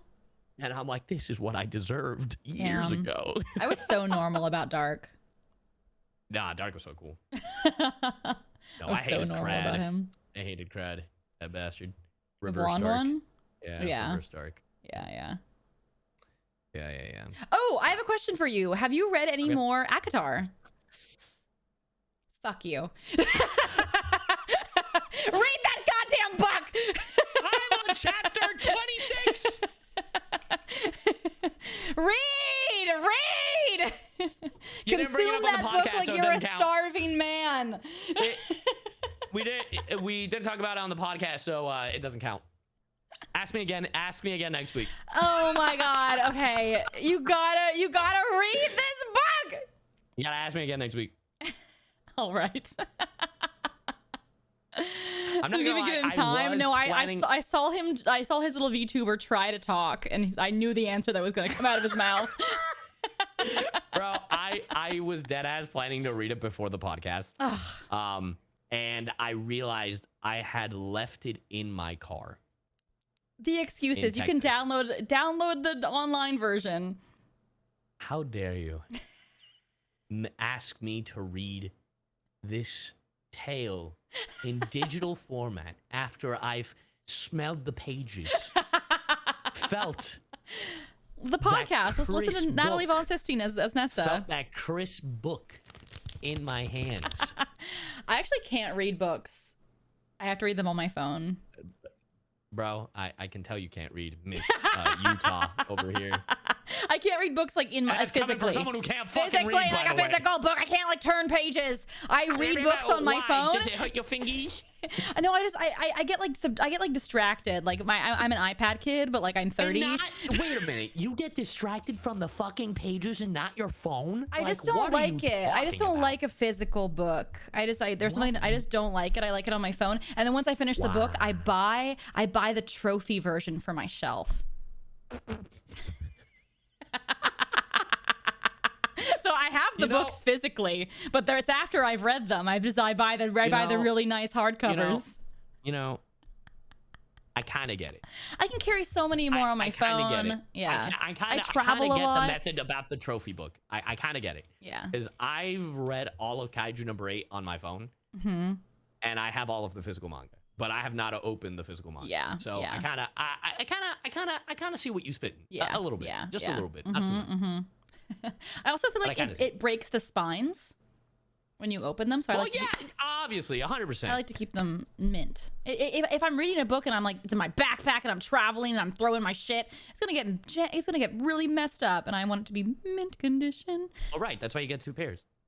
I mean, that's true, but then I have 2 pairs. Yeah, you're reading and then your display one. I guess. I'm really finicky. I have no, my book that costs $10. No. Me. Alejandro, the ACOTAR books, the original cover ACOTAR books, those books sell for like over $1,000. What? Yeah, the original. So they recover them. I bet that you have the new cover. You have like the really pretty graphic design one. You don't have like a lady on it, right? It's just like text. No, there's a lady. Do you have a hardcover? No. Oh, okay. It's the hardcovers that are worth a lot. I was like, what are you talking about? They're worth a lot. I don't even have them. Like, I know. I don't even have them myself. $1,000. They're like, go look it up. Wait. Per book? Yeah. Fuck off. Because I went to go buy them and I was like, $1,000. yeah. People are reselling them. Because they're out of print. They're out of print, yeah. And people like the original ones better, and I do too. And not per book, like the whole thing. Mercari, someone's selling the 4 books for $500. That's still better. Crazy. This is entering like the territory. There's a manga that I love. There's a manga that I love called Red River, and I have been collecting. Oh yeah. It's like a 30-year-old manga. Actually, fans have been so cool. Like, you guys are awesome. People have brought me the missing copies, and some of those books are like $300-400. Like, it's insane. Oh my God. I know, it's insane. But like there have been fans, and like a bunch of my mods have like gone to like secondhand shops and like found them like for much cheaper, and like I have them all now. But like, this is getting into that territory where it's like I must collect the out of print. Like, I'm a little book gremlin. I feel like I'm a dragon needing to collect out of print books. Just wait till you turn 30 is what's gonna happen. You gotta collect the books that are out of print. They must be mine. I have seen the first one hardcover for $120. Yeah, I mean, that's crazy. Oh, advance uncorrected proof. Ooh, that is going for $3,000. I have a. And this is pre-owned. This crazy. is like roughed up, and you're selling it for $3,000. What the fuck is wrong with you? Insane. I have a mint condition, do not sell advanced copy from an artist that I am keeping so mint condition. I don't know how I got on their reading list, but I'm keeping it. What the fuck? I have like a dehumidifier with it. I'm keeping it so goddamn mint. What the actual fuck? Yeah, these are expensive. No, I'm good. I'm good. I know, that's what I'm saying. That's why I'm like, I'll never break the spine, because like people have these books and like they've destroyed them, and now they're like, shit. It's like Pokemon cards. It's like, shit, I shouldn't have destroyed that Pokemon card. Damn. Mm-hmm. Damn, for a book. Damn, for a book. People just love the covers. Who am I to judge? Who am I to question what people collect? Like, I mean, I collect the dumbest shit. I have like a whole shelf dedicated to Teenage Mutant Ninja Turtles. Like, I just the novels, or like figures, or figures, like just Aww. toys. Not even like collector's figures, like just dead ass the toys that like Nickelodeon or Hasbro or whoever the fuck makes. I know it's funny what we collect in our as we grow. Adult. Yeah, because your parents were like, no, you can't have it. And I was like, fuck you. I want it though. Yeah. Now as an adult, I can buy whatever. Now I have adult money. Now I have fuck you money. I know I used to collect plushies for a while. Fuck you money. Hold on. I used to collect plushies for a while. Uh-huh. And now I have like 3,000 plushies. I don't know what to do with them. Didn't you used to have a wall? Yeah, the plushie wall. It's not together anymore. It's pieces. I know it's in the basement. I gotta. What have you done with the basement? Nothing. Nothing. Remember when you had a home theater? I don't want to go in your down there. house? It's creepy. I know and like it. Yeah, remember when you had a home theater in your fucking house? I know. I ripped it out. Yeah, and what is that home theater now? It's a storage unit. Okay, but I wanna let you guys know that there was like this room in the basement, and it was a nice little like theater room. I ripped it out to put a home. I ripped it out to put a booth in, like a recording studio, because I thought, I don't know what I was thinking, but we ripped it out before I even moved into the house. The basement is scary. It's dark down there. Anyways, and then I got a quote to put a booth in there, and I went, absolutely the fuck not. And so now I'm just waiting for the price of lumber to go down pretty much. It was ridiculous. I can't even explain. Well, that's because you were trying to build the booth you were trying to make a booth like a studio. Yeah, I was trying to make like a studio down there. Yeah. There's a difference between making building a booth down there and then there's and making like an actual studio down there. Yeah. Well, the problem is that the ceiling needed to be dropped, and then all of like the fire stuff needed to be dropped, and all the electrical. We needed to drop the ceiling like 4 feet. It was like a whole thing, and it was going to be so expensive, and then all the code and all the water, and I was like, sure, electrical, and I was like, nah. So now it's future me problem. Do you still want to make it into a studio? I do. Okay, then that's fine. That's fine. Eventually. But I don't need it right now. I like having my my booth up here. I can just jump into it whenever. Yeah. Yeah, that's fine. I thought you were just leaving it there. No, I'm actually renting out that space to my mom right now to hold all of her shit. Yay! So it's actually I didn't know. Yeah. All of her. It's like a storage unit now. But yeah. Oh, that's awesome. Mm-hmm. Oh yeah. Alma has a lot of future problems. I do. Yeah. I'm dealing with my fence right now. There was a really bad storm in Texas, and my fence, part of it has tilted over a little. And then my back gate, which is a fence that slides, right? This gate is like jammed, and it's not because of an electrical problem. It's jammed because of like part of the fence is blocking the latch to unlatch. And I still don't have a solution for the back gate. Just get it. Yeah. You have to hire like a person that does like fencing. Yeah. I talked to the people of fencing, and they said they don't do the gate, but they can fix the tilted one. I asked them about. I told them, I was like, it's not an electrical problem. It's this problem. And they're like, we'll get back to you. I was like, anyways, podcast about homeowning. Yeah, podcast about homeowning. Write that down. It's true. I'm like, I wish I was still renting. Like, fuck this. Yeah, like I like owning the house, but it is a lot easier dealing with rent because rent is more expensive, 100%. But that's someone else's problem. Yeah, you go, hello, Mr. Landlord, fix this. And they're like, all right. And they have to fix it. But it's me. I'm like, oh no, hello, Miss Landlord. It's me. You got to fix this. All right. Get your mom to do it. No, it's me. It's me doing it all. She's not good for anything. Thanks a lot, Mom. Nah, dude, I asked my mom. I was like, hey, Mom, I haven't unpacked my house in like a year. Can you unpack it for me? And she's like, of course, mijito. And literally like a day, she unpacked my entire house. What? And then she spent the rest of the week setting it up so it actually looked like a home. That's so cute. I wish my... And then the following week and a half, we had that terrible storm, and I was like, I can't even enjoy my house. That's so cute. I can't ask my parents. My dad, I can't ask him anything because he messes it up. Like from the goodness of his heart, he does it, but it's so bad when he leaves, I take it apart. Damn, Dad. How'd you fuck that up?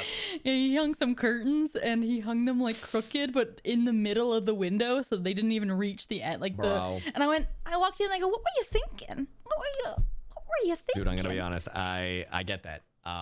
Everything I've built is either backwards or a little fucked up. So Yeah. I kind of get that. But he's so proud of it. He goes, I did it. Aren't you guys? Don't you love it? And I go, I love it, Dad. It's so good. I am not proud of it. I literally have talked to my handyman, and I'll be like, hey, so how much do I gotta pay you to fix this? Yeah, same. I'm like, can you patch that up? And it's a big project, yeah. And then he'll look, the handyman will look, and he's like, yeah, I can fix that. Man, Yeah. that looks like shit. Who built that? Mm-hmm. And I'll be like, Oh, that's so sad. I have a tree in the back that had like some dead branches on it. My dad was like, yeah, I'll cut those branches off for you. I was like, oh, thanks, Dad. He chopped the whole tree down. Like the whole side of the tree. Instead of he just got happy. He just got tree trimming happy. And it was like a privacy tree where I couldn't see my neighbor before. And after he was done with it, I could perfectly see my neighbor's kitchen. I could see the color of their roof, their siding, everything. I was like, Dad, no! I was like, get off that ladder right now. Get off that ladder. bro. It's grown back now, but I was like, So now I don't ask. I love him, but bottom of his heart, he just got a little. He was like trim. It's kind of me. I know it. The apple doesn't fall too far. Wow. Wowie. I know, it's great. Wow. So don't feel too bad about making your furniture crooked. Damn. That's crazy. That's actually insane. I know. I love it. I love him though. So anyways, I started chopping. Yeah, I started chopping. Wow. Yeah. That would have been me. Nope. My mom just unpacked my house and organized God it. fucking damn it. It's my turn. Like, yeah. No, it was really great actually. Like she put up her That's so Beetlejuice cute, sign on the though. studio bricks. It was really cute. Oh. Yeah. I was like, wow, I'm actually walking into a Wait, home. she put your studio bricks together? No. Oh. That honor I goes was like, to is Howard. your mother She-Hulk? No. Well, I mean, I had like four of my guy friends put mine together, and like even then they were struggling. I only need to hire one dude for that. What? bricks, and his name is Howard Wang. I was like, hey, bud. So I bought a new studio bricks. If I pay for your flight, will you build it? And he's like, yeah, buddy. Damn. And he did that shit. I was like, do you need me to help? Not really. I was The like, door? what? If you guys don't know, The door was the main thing. Yeah, if you guys don't know, these studio bricks, they're like, I think they're like 2,500 pounds total when they're all put really together. heavy. They're really heavy. The door, but it's like Lego bricks that get put together. They're very nice. They're very expensive, but they're very nice booths. The door itself is like 600 pounds. And you have to slide it from the top, like after like a level, I think. So you have to be able to lift it off the ground like 2 or 3 feet. It's crazy. Yeah. But I helped Howard with the door. Everything else he had. That was all him. That's insane. And the roof? Yeah, like Holy shit. Yep. That was all Holy him. shit. That motherfucker climbed. Yeah. I can't, no. Yeah. We like put the door on upside down the first time. And I literally, I fell to my knees and had like an anime moment. I was like, you had your Shinji in the chair moment. Sweaty. Exactly. I was so sweaty. I was like Kaneki, like just screaming. God. It was so. It was like we were like 2 hours. It was the first time we put it together, and it was back before like they really labeled anything. Like they wouldn't even label it based off like. Yeah, it was like G putting or together K like or the whatever. Death Star of Legos without any directions. Yeah. And then you realize that you put like the door on upside down. Yeah. Howard has made so many studio bricks, like built them and and taken them apart, and he just knows. I wish Like it was he doesn't me. even need he doesn't need an instruction manual or anything. He's just like, this goes here, this goes there, da da da. Yeah. Last time when he built mine, he was like, how long was that? Time me, bitch. Dead ass he did, and I was like, that was an hour and 40 minutes. He's like, yes, that's my That is fastest great. time yet. And I was like, what? That is great. It might have actually been faster. I can't remember. I'm But sure. I remember he was like, yes, that's my fastest. Yeah, I built it like 4 times now. So. Golly, no, I've had Howard build it. Wish it was me. It's good to have Howard. And I was like, please come help me with this together. Because when the booth is apart, it takes up so much goddamn room. Yeah, dude. It's all over it's your all house. Over the fucking Yeah. place. Yeah. Yeah, What so is- now I got to deal with this fence shit. Good luck. I have some fence shit I got to build fix too. Yeah. The shitty thing about the fence thing is that I can't use my cars because my cars are in the garage and that's behind the gate. Oh.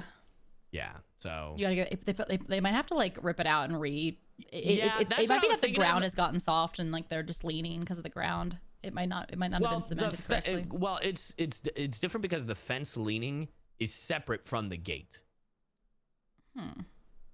Yeah, like that's at the other side, while the gate is like right in front of the garage. I cannot visualize. I cannot visualize. Yeah. This. Don't even worry about it. Good luck though. I hope you. Yeah. I hope you find somebody to fix it for Yeah. you. If I'm gonna call the fence people tomorrow, and if they don't have a solid answer, I'm just gonna call up this other company that literally specializes in electrical like fence opening stuff for your backyard, and I'll be like, so what do you recommend? And I'm waiting to hear the words. You're just gonna have to get rid of that gate and get a new one. I love I'm waiting for those homeowning. words. It's so Yeah. great. It's I love it so much. Cool. It's incredible. Dude.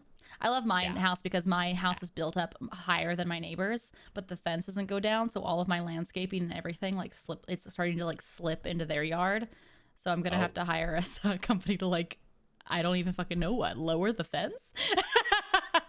Love that. I know. I'm like, no, not gravity. Gravity. Anyway, household DIY podcast. Household DIY podcast. Let's complain about the crazy shit that have happened in our house. I love it. That really could be a whole episode. Oh, actually. 100%. Write that down. Write that down. Write that down. Damn. Yeah, because I've had some dumb stories with I know. homeowning. I've had some dumb renting stories. That too. Yeah. I was renting a house out in Dallas and it had black mold in it. And I was like, I told my landlord, I was like, hey, there's like definitely mold here. And they got so angry.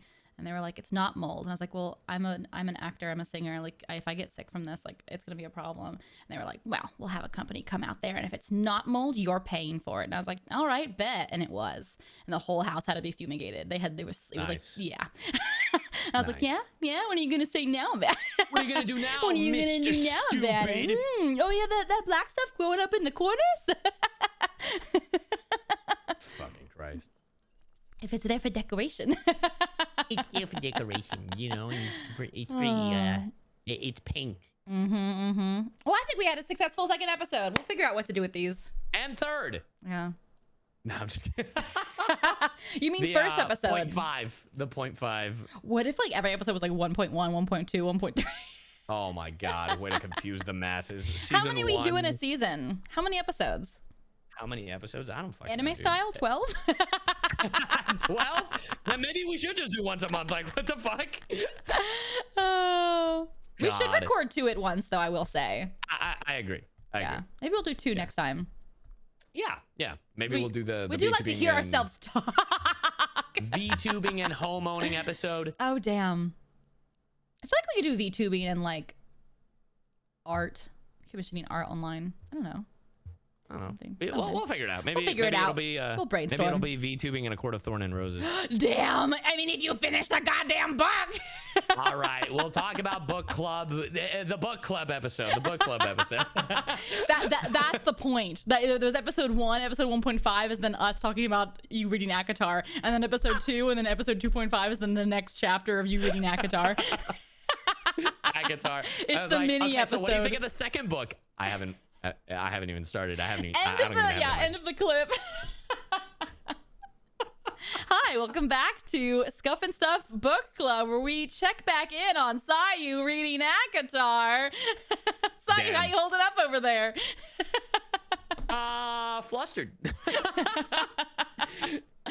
Simba just said Sayu finishes the book. Monarch starts Kaiju number 8. Oh Jesus. Okay, I'll read Kaiju if you read ACOTAR. Okay. All right. Okay. Bet. Okay. Okay. So reconvene next week. Yes. Same time. Same time, I think. I'll write her down. Ooh, hold on. It might be a little bit later because I think I'm watching Summer Games Fest with the boys. Okay. So, but I can do next Sunday. I just have to. We'll figure out the time. Yeah, I'll message you. Yeah. Cool. Okay. I think we had a successful. I'm gonna end here because I've had my door closed and it's so fucking hot in this fucking room. Yeah, that's fine. Are you gonna keep streaming? Yeah, I'll probably keep streaming for a little bit. I want to play a little bit of Paper Mario. Okay, I totally won't raid you. Okay. Okay. Bye. Okay, but goodbye. Have a good one. Till next time. All right, you take it easy. Bye. Ba-da-ba-da-bum. Ba-ba-bum-ba-bum. Hi, we're gonna rate Sayu. Big surprise. Thanks for the fun stream. Hell yeah. Much fun. Yeah, I think Anime Smasher Pass, VTubing, rating, chats, gacha games, gacha waifus. I saw that one in the chat. I think we'll definitely make that a thing. I love animes that deserve a remake. I think that would be really cool, like nostalgic anime chatting time. I think that would be cute. But yeah. Thank you guys so much for the stream today. I appreciate you.